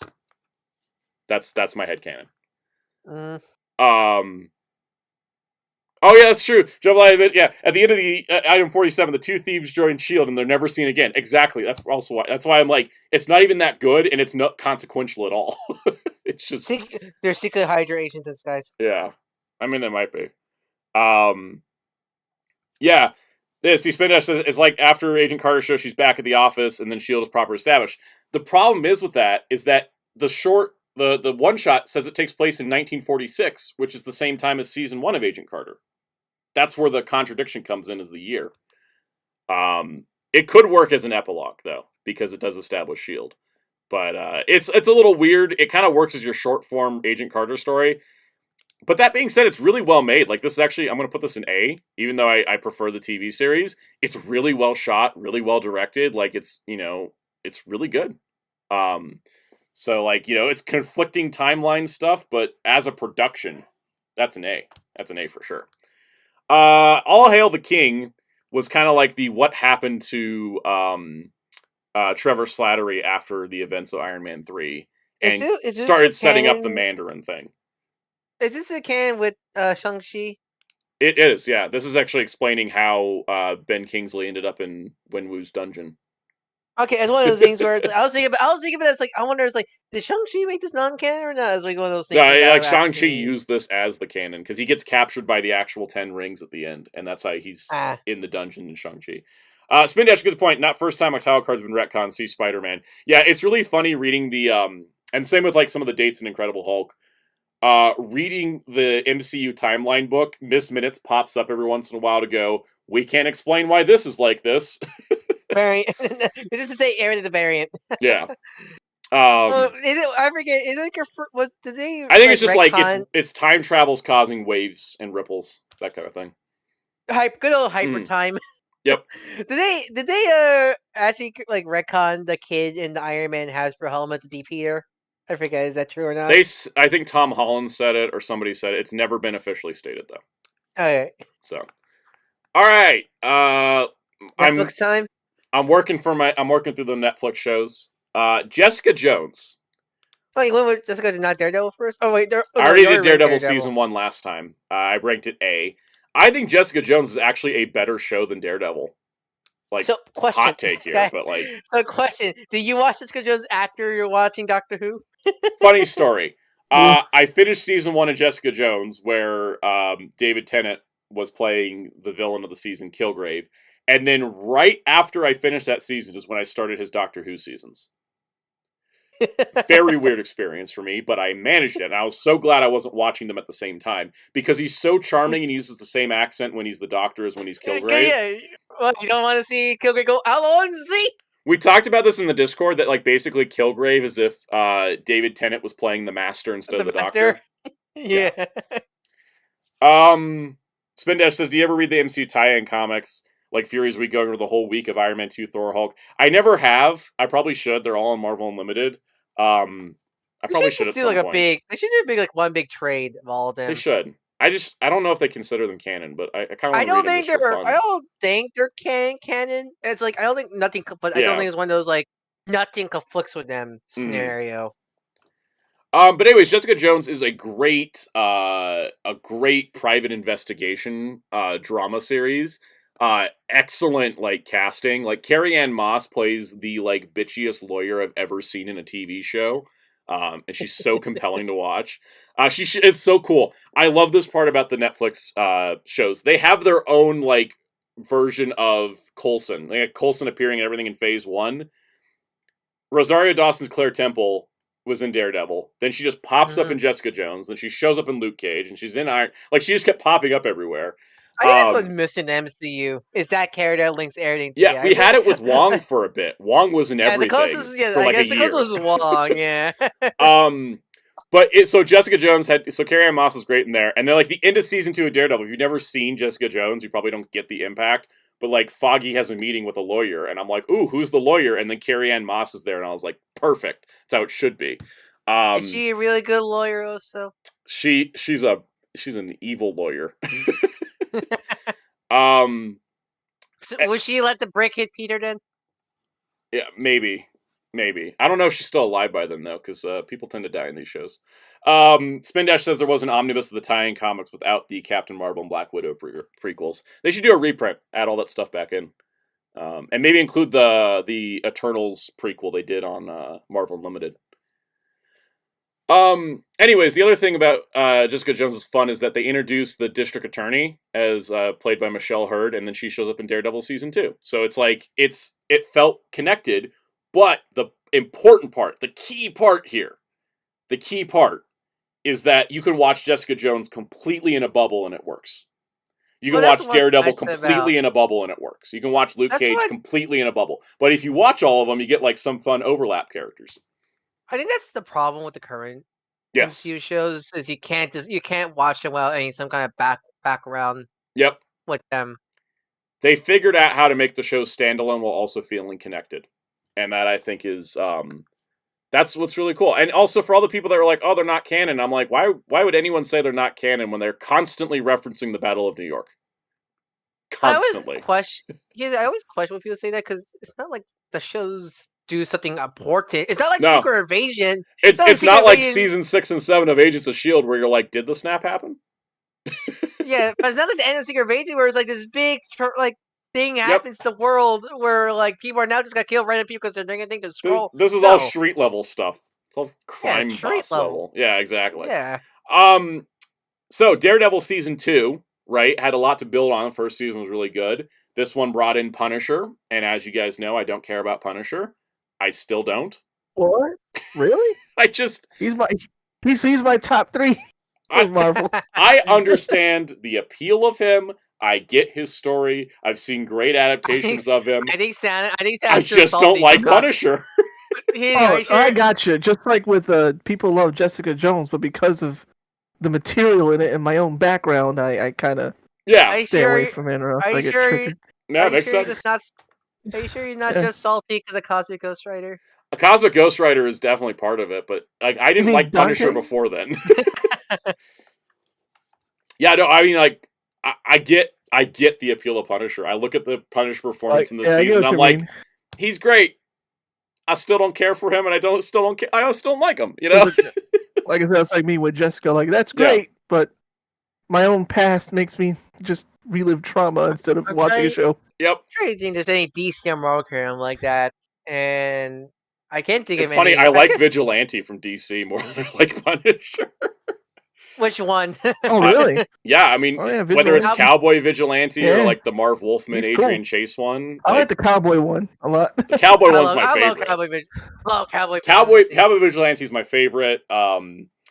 The Adrian Chase Vigilante, I like what they did with him. I think for me, that's the equivalent of Barry Allen because I just never cared for Barry Allen. I like every other Flash, but I just never care for Barry Allen. Yeah, I totally get that. Daniel Falconer says they should continue the Defender shows and repackage them if needed, like Heroes for Hire, Daughters of the Dragon. Yeah, I think a Heroes for Hire show would have been great. Heroes for Hire! I was hoping they'd make that. I feel bad for and Iron Fist are right there. All right. I feel bad. What was it? The report with I feel bad for Iron Fist. We'll talk about Iron Fist in a moment because I haven't actually watched it, but let's get Daredevil ranked. Oh, this also had Elektra, which, by the way, the ending of this season was a little predictable. Like, I'm just gonna throw some spoilers out. Elektra dies. What? Oh no! What? When does that ever happen? But was it from Bullseye? No, because Bullseye hadn't been introduced yet. But yeah, that's the twist. But the thing is, they introduced a resurrection pod and then killed her like 40 minutes later. To chuck her in. And then they just chuck her in the post credits, and I was like, oh, okay. Of course. I think this isn't as strong as season 1 because I think it has a little bit too much going on, and the fact that Matt Murdock's never in a courtroom for the entire season is just kind of sucks. He's just so busy doing Daredevil stuff. Can't lawyer. Like, I like him in the courtroom, so I think it's still good, and I still liked it, but I'm probably like right here under Civil War. But look, he's still a really good lawyer, guys. He still is. And that's the thing, is I like seeing Matt Murdock as a lawyer, and they have him like one lawyer scene, and then the only trial that happens in the season is the trial of Frank Castle, and Matt's not there because he's too busy with Daredevil, and that's like part of his story arc, and I get it, you know, like I totally, like I get the story, I want some more lawyer stuff. Yeah. That's what I mean. I feel like that's my problem with She-Hulk. I wish there was some more lawyering in that show. Yeah. I mean, it's funny because like everybody clowned on the She-Hulk writers when they said, "Oh, we didn't really know how to write courtroom scenes," and everyone's like, "Oh, you'd never see that from Daredevil." And I'm watching Daredevil, I'm like, "There's been like 6 courtroom scenes."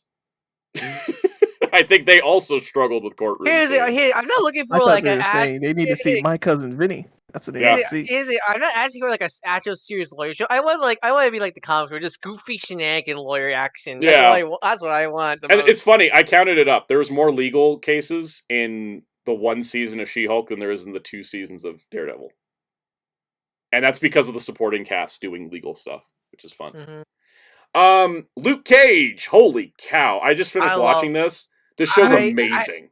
I haven't seen Luke Cage in a while, but I remember loving that first season when it came out. The first season I loved. Yeah. I don't know if we put it in. I'm gonna put it in S. This was like the best crime drama I've ever seen. I think it helps. Second season, I sort of not rage quit, but I just fell off. Yeah, I remember I'm already like a big fan of Luke Cage already, so like that having a really good show about him really helps a lot. It's a great crime drama. It has some of the best acting in the whole MCU. You know? It does. Yep. Legit. Like, I hear people talk about Mahershala Ali all the time, like being in the show and being great. Why does no one talk about Alfre Woodard? She's amazing in this. She's so good. And she is. I'm glad someone else is bringing it up. I care about her as a villain more than anybody else. Like, she is like my favorite villain in the Netflix stuff. Even over Kingpin. Like, she's like, her whole arc of like councilwoman to like crime boss is just so good. I just like her a lot as an actress in general because I saw a movie called Crooklyn growing up. Oh yeah. No, I love Alfre Woodard. You put Alfre Woodard in anything and it instantly makes me want to watch it. But like, she's so good in this show. Like, she's amazing. And I think she elevates the material. And then everybody else is like doing, like, this is the best performance I've seen out of Rosario Dawson as well. Yeah. Oh, it's just, and Mike Coulter was great as Luke Cage. Like, there's some elements I don't totally gel with. Like they slipped in that like Luke Cage was a cop in his background. I'm like, that felt a little weird. But like, everything else just works, you know? It's really, really tight production. I don't know. Season 2 is probably going to drop off because it seems like everything drops off after Defenders. Yeah, because I watched the first episode and I was like, and then I never finished it. Yeah. I never finished that season. And that's as far as I've watched of the Netflix stuff because I have not watched Iron Fist yet. That's what's next. There was a clip that I saw recently that Finn Jones said that the reason why Iron Fist didn't work was because martial arts shows need more rehearsal time. And they didn't have the time because they had to get the show done because Defenders was coming up. They had a scheduling thing. So the show got delayed to start production. And it just like spiraled into like the show had to get rushed out and they couldn't get it to be as good as they wanted it to be because they had to get it done before Defenders. Because of all the scheduling. I really feel bad because I think I'm not sure it's like official or a rumor, but I've heard there's like some reports saying the new Iron Fist thing it's gotta be without Danny. I feel bad because I don't think that's the actor's fault for. No, it's not. That show's quality. So like, it's been a problem in the comics too. Like they haven't done anything with Iron Fist in the comics recently. I remember reading that new Iron Fist series when that came out. That was pretty good. I enjoyed that when I read. I didn't read more. I didn't get the trade of it. That was pretty good. And it had Danny in a supporting role, which I think worked. I really like that. I really like that. And then they just vanished. Go back and get the Yep. Nothing sense. Yeah,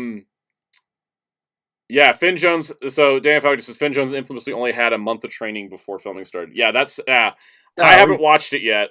I gotta watch it. Defenders, Punisher. I still got Runaways, Jessica Jones, Cloak and Dagger, Luke Cage, Iron Fist, Daredevil, Runaways, Punisher, Cloak, Dagger, Jessica Jones, Runaways. I haven't watched any of these. They're just here for later. We will do these later when I watch them. Now let's talk about recent stuff. What If Season 2? Holy cow! I only seen the one episode of it. Putting this up in A. Oh wow! Okay, I'm hoping the rest is because I seen the Christmas special because that green bulk, the purple bulk happy go like what? The Die Hard Christmas episode. Happy Hogan Saves Christmas. I'm hoping the rest is. I didn't hate it, but I think I didn't hate that. But it's like.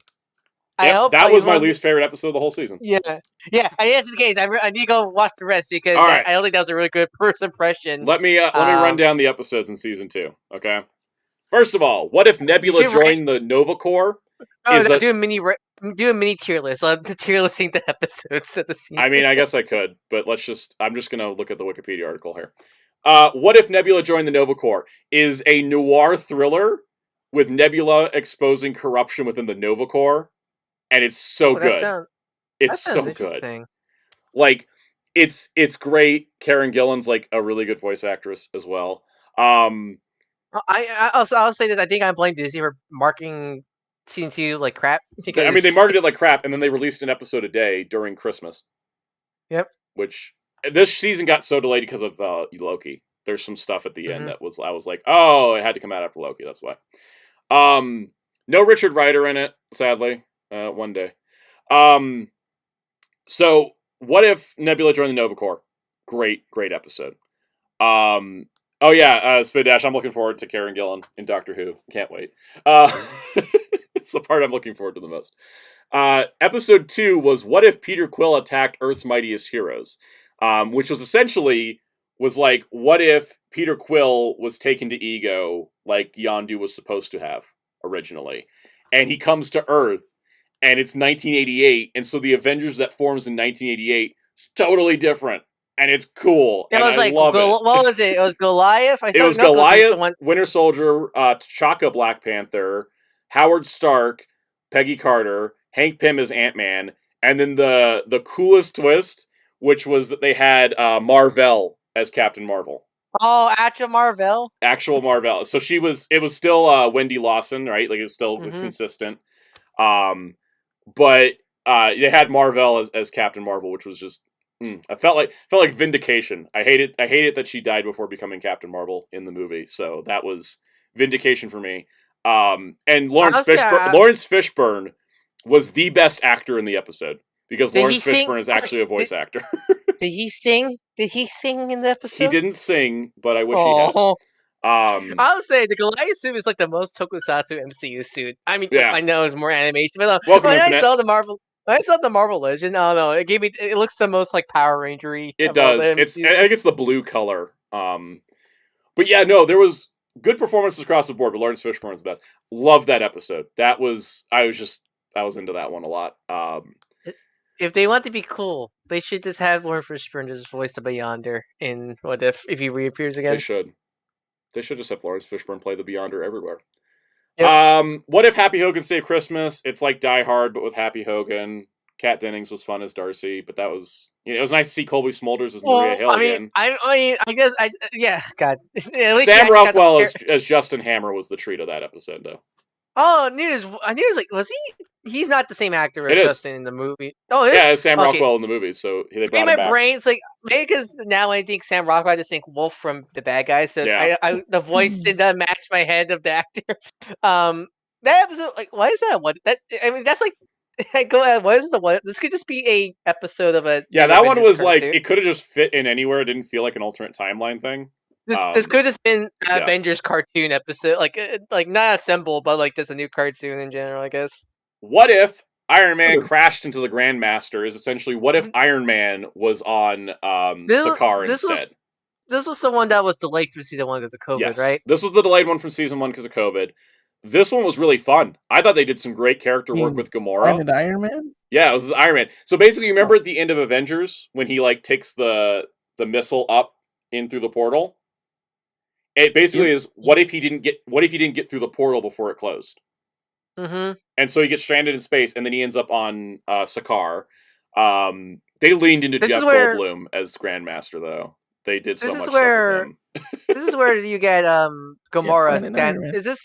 No, you get Gamora's dad. Yeah, it's an Iron Man Gamora story, and it's really fun, and it has like a bunch of Mad Max vibes, and there's super robot mecha stuff going on with not to spoil anything, but Iron Man has an armor that turns into a car. Yeah, I know that because the Lego set.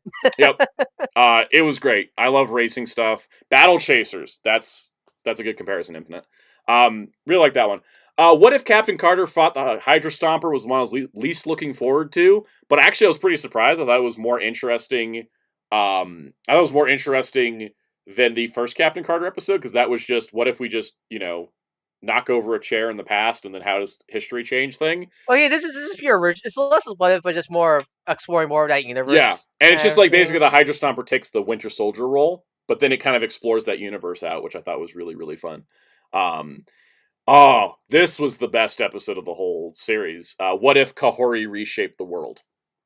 So what was this? Has to do with the Atlanteans, right? This was different. This was completely different. So this was a completely new story. Essentially, it's what if Surtur destroyed Asgard during the original Ragnarok? What if he wasn't stopped? And then that meant the Tesseract flew out of Asgard, and it landed in a Mohawk village, and created a forbidden lake. And anyone that fell through the forbidden lake got powers, but they were stuck in another world. And one of the people that falls through is Kahori, and she's determined to go back to her world because it's during a time where the Spanish conquistadors are hunting down her people, and she wants to get back. And it's her story of coming back to her original world. The portal. Who's Kahori again? Was she in Black? Was she one? Kahori's a brand new character. Oh, so it's completely brand. Everybody's a brand new character in this one besides Odin and Surtur. Okay. Because I remember seeing the trailer, and I thought it was stuff to do with the Atlanteans from Wakanda Forever. Yeah, nothing to do with them. The really amazing part about this is they used the format of animation and streaming to allow the entire, outside of the narration from the watcher, the rest of the episode is either spoken in the Mohawk language or Spanish from the conquistadors. It's all done in the natural tongues of the people and the characters in the story. Do they actually translate what they're saying with the subtitles? Yes. We just can't escape Tekken, can we? Yeah. with the everybody speaking their own language. Yeah, it's like that. And they have subtitles, and they do this really cool thing where, like, all the Mohawk language is done in white subtitles, and then all of the Spanish language is done in yellow, so you know they're speaking two different languages. Okay, good. I got worried because that's my most pet peeve with subtitles is speaks language. Like exactly. I was watching Puss in Boots last Wish, and I hate every time Def speaks in Spanish. It just goes speaking Spanish. I'm like, I hate that so much when they do that. They translated the whole thing's translated. They worked with the Mohawk Nation to make sure that everything fit in with the culture and the history and with the language to make sure it was beautifully done. Like it just. And, like, for me, I didn't know anything about, like, the Mohawk people or any of their culture, and now I know so much more because of this episode. And that's the power of comic book media right there.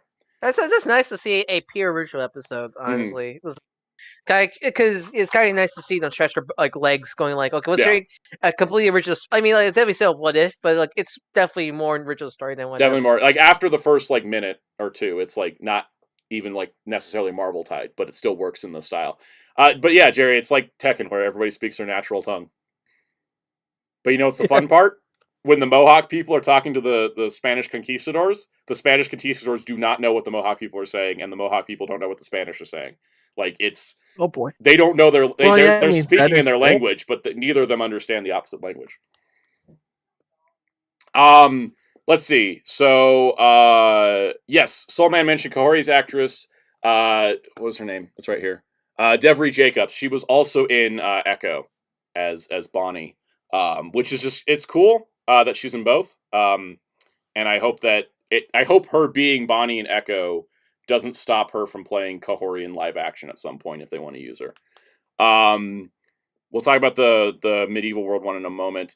Echo and Kahori are separate because Echo is Choctaw tribe, and then Kahori was Mohawk tribe. So they are both indigenous, but they are two different tribes, so their lineage is separate.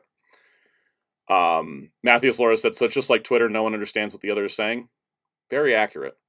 Like, Rare, key vacation. You need to learn how to speak with your space caveman.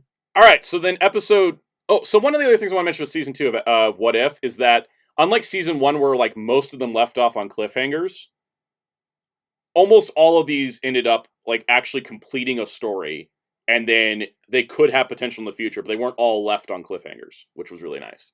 They felt more complete, and they weren't all depressing. All the first season ones were depressing in some way. These were not, which was nice.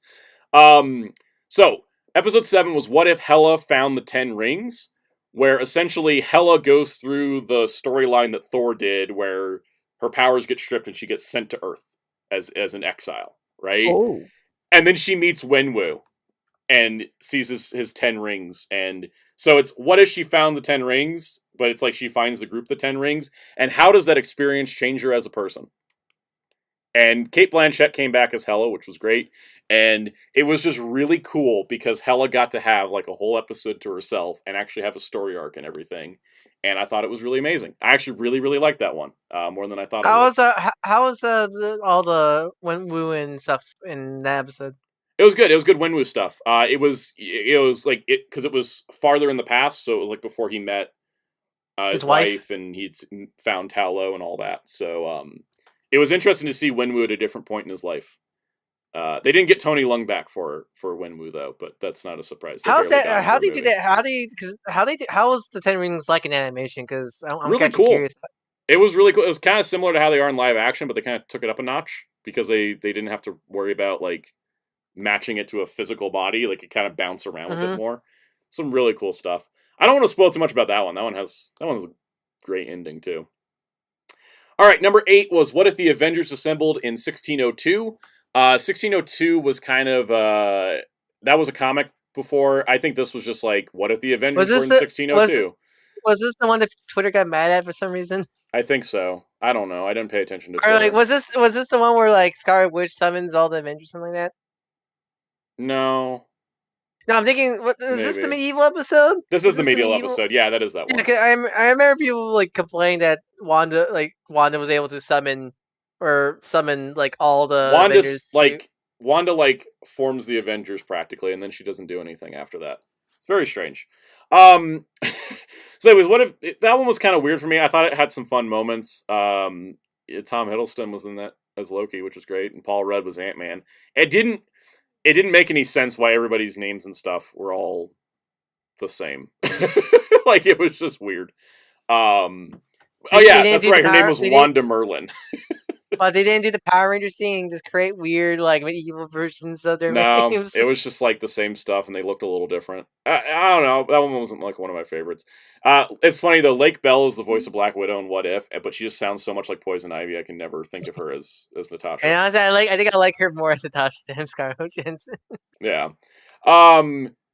What If Strange Supreme intervened is the finale, and there was a couple little seeds laid for this, but it's like, what if Strange Supreme, intervened with the other universes, and that it all kind of ties a bunch of things together, and it brings back Kahori and Captain Carter, and they get to team up, and it was the coolest freaking thing I'd seen.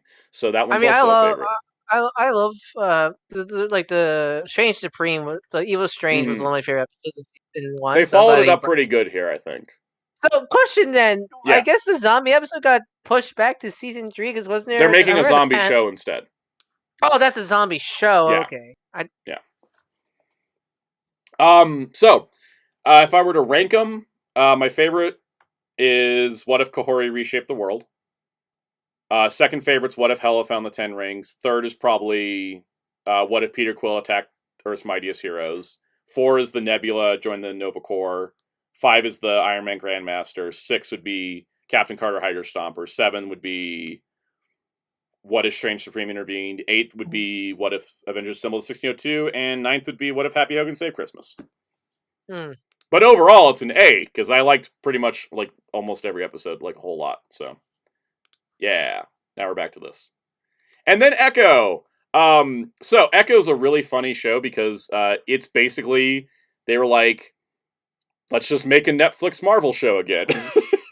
Okay, I don't spoil too much. I actually do want to watch it. How is this? I want to recommend Echo by doing this. I'm going to take it all the way here, about here. I'd say about Daredevil Agent Carter height on Echo. Oh, that's really good to hear. Because here's the thing. Great things about it. Echo as a show, I think, in the grand landscape of the Marvel Cinematic Universe, it's got some problems fitting in.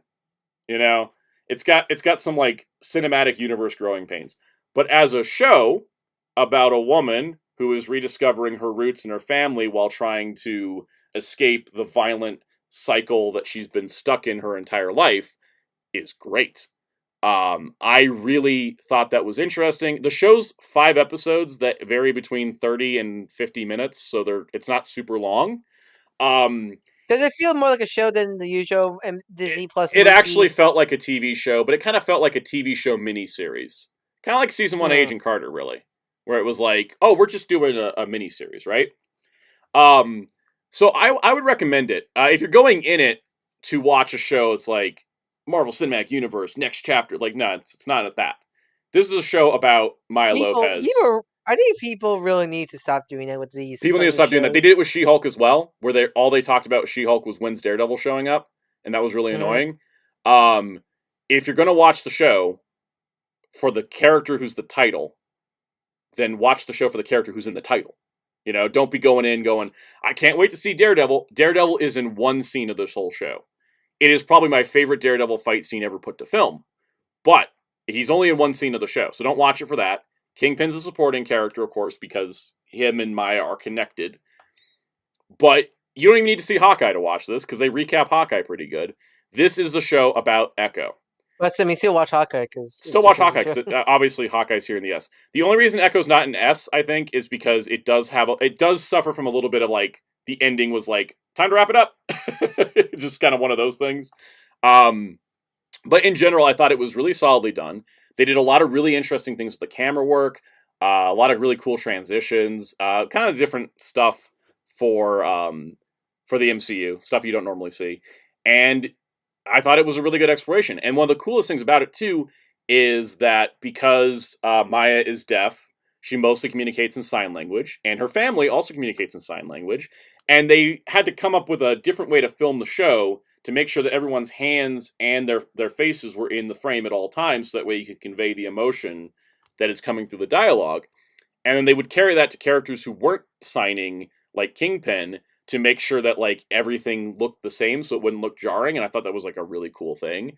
I thought the new backstory they gave her and how they connected her to the Choctaw people was really cool, too.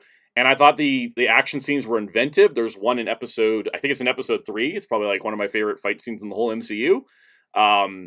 And I just thought it was a really great show. You just got to go in the mentality that you're watching a show about Maya Lopez, not that you're watching a chapter of the Marvel Universe, which is kind of how the Netflix Marvel shows go in. You don't go watching Jessica Jones waiting for Daredevil to show up, for example. So same thing with Echo. You're watching it, you want to watch Echo.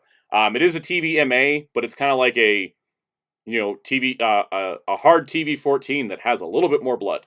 It's a soft. It's a soft MA. Yeah, it's not as grisly as Jessica Jones or Daredevil or Luke Cage, but it's, you know, it's not dumbed down. You know, it's still got some edge, some grit. But I really liked it. I really liked the show. And again, it also kind of like opened another door into a culture of people that I did not have that much knowledge of before. Jambalaya, it's actually a great comparison. So was Echo Marvel's Andor, as some people said? Yeah, I'd say so. You know, it's like it's not going to be your big Flash pomp and circumstance, big universe chapter thing. It is, you know, a grounded character story that, you know, kind of rolls its way along, not at a super fast pace, but kind of takes some time to let things marinate, and has some great camera writing and directorial decisions. So I really liked Echo. I really did. That's why it's up here with my favorite stuff. So anyways, anybody in the chat want to call me an MCU apologist because my C to F tier is pretty light? I don't know. Most of the stuff is good. I mean, you put Loki in season 1 C, so yes. I think you're already on that list. That's true. That's true. But yeah. If you want to watch a show like Echo, if you want to watch a show for Echo, speaking of MCU, did you see the leak of Sam's new costume in Captain America: Brave New World? I did. I'm not happy. Why do they keep changing good already made suits? I hate it.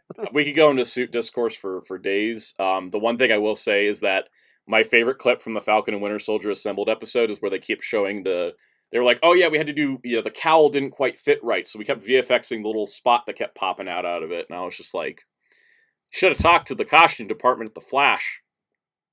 They did it twice and didn't have that problem. Makes you go, how much money they spent just doing that alone? You wonder how, like, a show like She-Hulk cost $225 million. It's doing little VFX things like that. Whereas, like, Echo doesn't have as much VFX work, you know, which probably kept its budget down, too. There was a thing. They did a fight scene breakdown for the one of the scenes in the show. It's on YouTube. And they were like, oh yeah, we have the shot of her kicking a chair at a guy. And if we did that practical, you know, we could kick the chair at him once, and then he's in the hospital, so it had to land good. But instead, we were like, can we just get a VFX chair so that way we don't, like, injure somebody? And they're like, oh, sure. And then they like put in a VFX chair and it looks super clean, like an actual chair. So, So there's... That's a good use of VFX, not breaking a guy's face. Mm-hmm. Weekend is Wicked said, what were the Transformers leaks? Bumblebee, Sunstreaker got better looks at it, 5-pack Wheeljack, and... War for Cybertron Sideswipe. Yep, Gamer Edition one. Let's put chat time up. I'll leave the MCU tier list up. I'm gonna head off for right now. So all right, see you later, Ryan.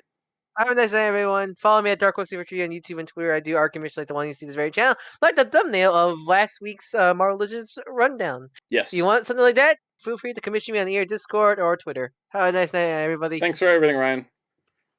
We're gonna go for another 9 minutes, just to round it out. What you said about the chair reminds me of my uncle when he was a stunt man, and it was like, man, back in his day, he just got hit with a chair and just had to learn how to take it. Yeah. There's actually footage of him doing it on Sábado Gigante, Mexican, so cool. Spanish show. Yeah, I mean, I have. He's like, hit me with the chair. He's like, hit me with the chair, like you can take it. Yeah, nowadays it's like, you can't weather the insurance cost, right? Yeah. Like, and then my uncle was like, man, I wish that was around when I was stunt man. Yeah, he wouldn't have to get hit with a chair so many times, right? They can just. That's what I think is the best use of VFX is when you can save somebody an injury. It's like, we don't need to throw this chair. We're gonna digitize a chair and put it in there. It looks clean too. Like, it doesn't look like a digital chair. I wouldn't have known if they didn't say it. Infinite says, how gory do you think the Marvel Zombie show will be? Considering they cut people in half multiple times in the What If episode, it's going to be pretty grisly, I think. It should be, right? See you later, Don Ranger Power. Should. I mean, that's how Marvel Zombies, like... Yeah. Like, that's part of the appeal. The old comics, yeah. I mean, Marvel Zombies is a thing I get, but don't like. Like, I'm not a zombie guy, right? Me either. But... Yeah. I don't like seeing my heroes mutilated either. That's a point of contention. I know that. I know people love that, but exactly what I don't like that. It's the same reason I didn't read Deceased, even though the title is amazing. That is a good thing. Deceased. And then yeah. What did you think of Blackest Night, right? Blackest Night. Blackest Night worked for me because they brought everybody back at the end. Like, I didn't enjoy everybody being zombies, but the fact that it brought a lot of dead characters back, I was like, okay, this was worth it. And also because they were like Black Lantern zombies and not just like rotting flesh. I think that's what made them a little cooler too. That's true. Yeah. I did enjoy it, like, overall though. Muteki says, do you prefer long walks and debates in your zombie stories? Well, the answer is I just don't prefer zombie stories. Though long walks in a zombie story would add to a lot of tension, besides just, Walking Dead. Yeah, okay, that's... Remember how Negan recorded his voice lines over Skype for Tekken? You mean, well, the thing I always love saying, besides you can date Mio Rine's voice in Lost Judgment? Remember last week, you can date Mio Rine via Skype? Dude, I had to throw that curveball at you. Yep.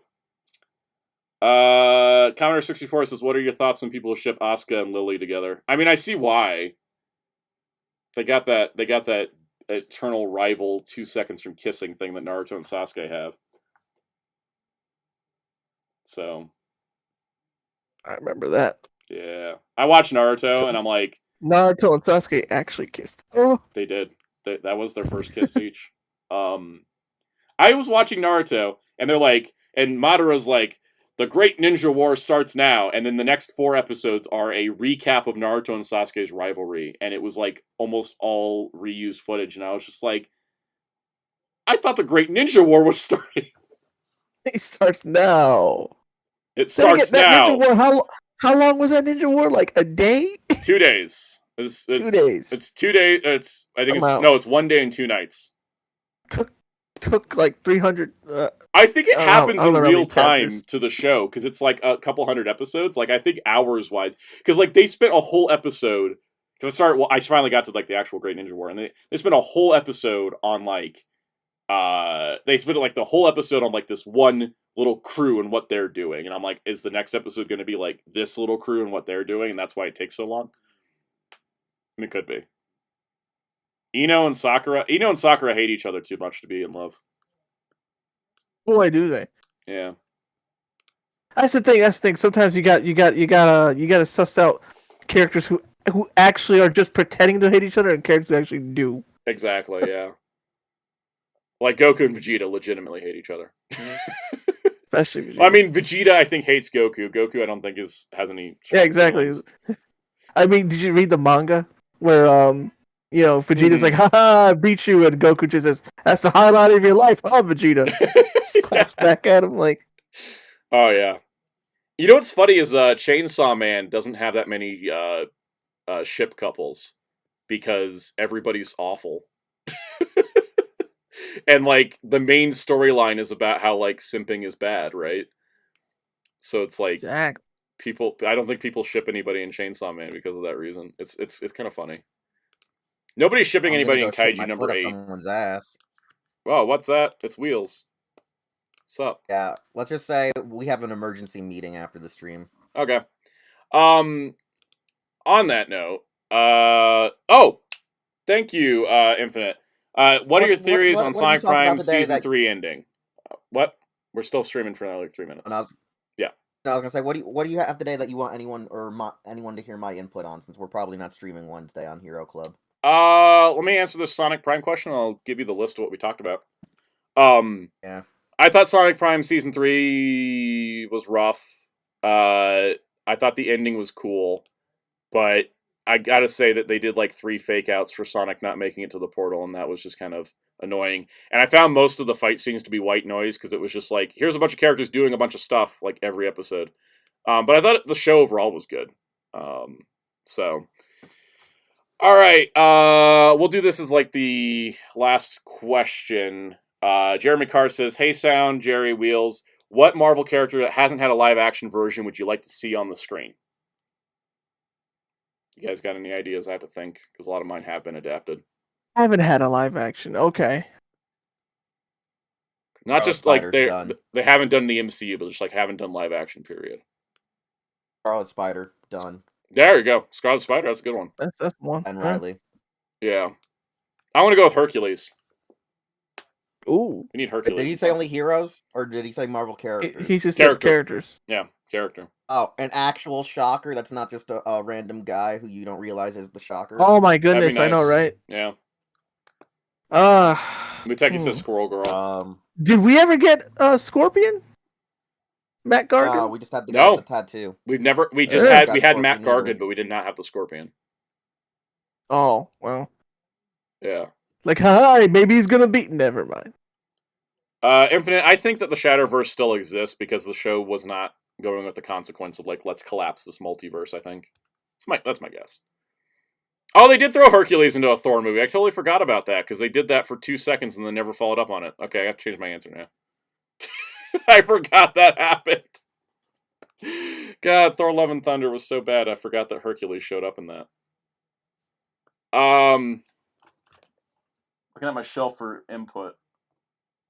There's got to be an X-Men that hasn't had a live action, right? Well, Dazzler got an live action appearance. Yep. I believe. Okay, because here's everybody that's on my X-Men shelf. We got Beast, Iceman, Psylocke, Dazzler, Jubilee, Archangel, Emma Frost, Laura Kinney, Storm. Omega Red. Omega Red technically did. In a Deadpool deleted scene. Oh. We haven't seen him fully. Phantom X is a good answer. Room Without a Window at Phantom X. Shoot, who else is like? We got Bishop, we got Colossus, Gambit, Rogue, Jean, Cyclops, Logan. We got Nightcrawler. Who haven't we gotten in X-Men that I actually love? Monet St. Croix. There you go.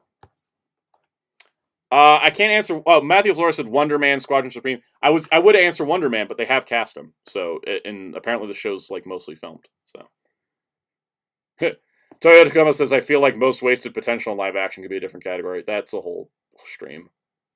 All right, Wheels. I'm gonna roll down the news. You give me your thoughts if you want them. Okay. All right. Star Wars stream sucked. Even got announced. That's the joke, right? Exactly.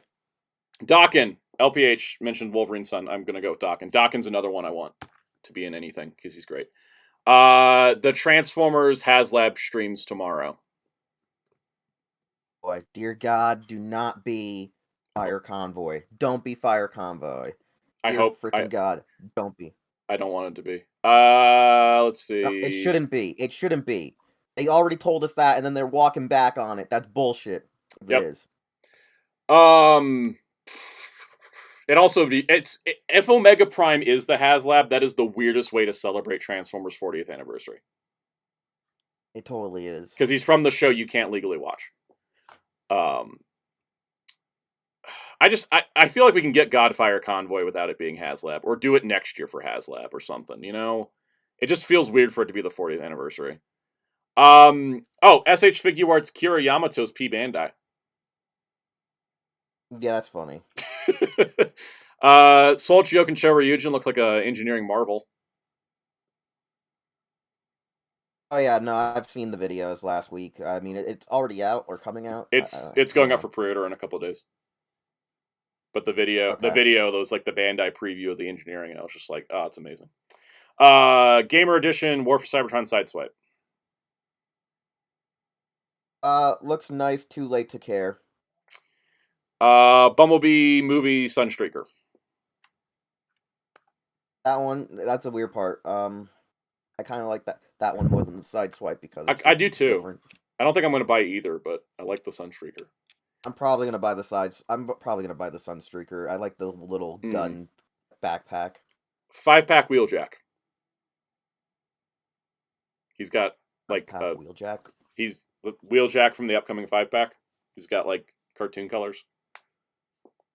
I don't know. Is it just the reuse of the Earthrise? Yeah, it's just he's got opaque windows and has the cartoon colors now. I don't know, man. I really don't know. I mean, I missed. I mean, I missed out on getting Wheeljack for Exhaust. Like I skipped a lot of those guys in that 5-pack, so I'm like, I don't know if I'm gonna do it again. Yeah. Tokusatsu's got another Kamen Rider license. They're announcing it on the 14th. Any ideas what it is? No. The teaser video had green and purple text, so people are thinking double. Probably. I mean, hey, the anime failed. Might as well get it out now. And Masaki Endo's doing the Boon Boomger theme song. Yeah, I'm looking forward to it. I'm looking forward to that song at the very least. Oh, God. Infinite says, Soundout, what's the absolute worst Transformer in the entire franchise? Going off transformation, articulation, stability. It's Prime Arachnid, because that should have been the most amazing Transformer of all time, and it's garbage. I don't even care if there's things that are technically worse. Arachnid's awful. The fact that you have to buy a $40 figure a $40 third-party figure to have the right version of Arachnid shows how bad they effed it up. Legacy Arachnid should happen. She's worse than Titanium Megatron, because Titanium Megatron doesn't have expectation. Like, Arachnid should have been better. That was like the most amazing character Prime did. So, I think it's time to wrap up though, because we have been streaming for a couple hours, 2.5 even. Thank you all for tuning in. We'll be back next week with a smattering of news, and if there's not enough news, I'll fill it in with another tier list. We certainly got stuff. Cameron, I'll talk about Spider Carnage at a different date. I have thoughts. We'll go through them all later. Maybe we'll do it next week. But yeah, there'll be some stuff. You know, we'll see what the news is. We'll talk about the Haslab for whatever it is next Monday. So stay tuned.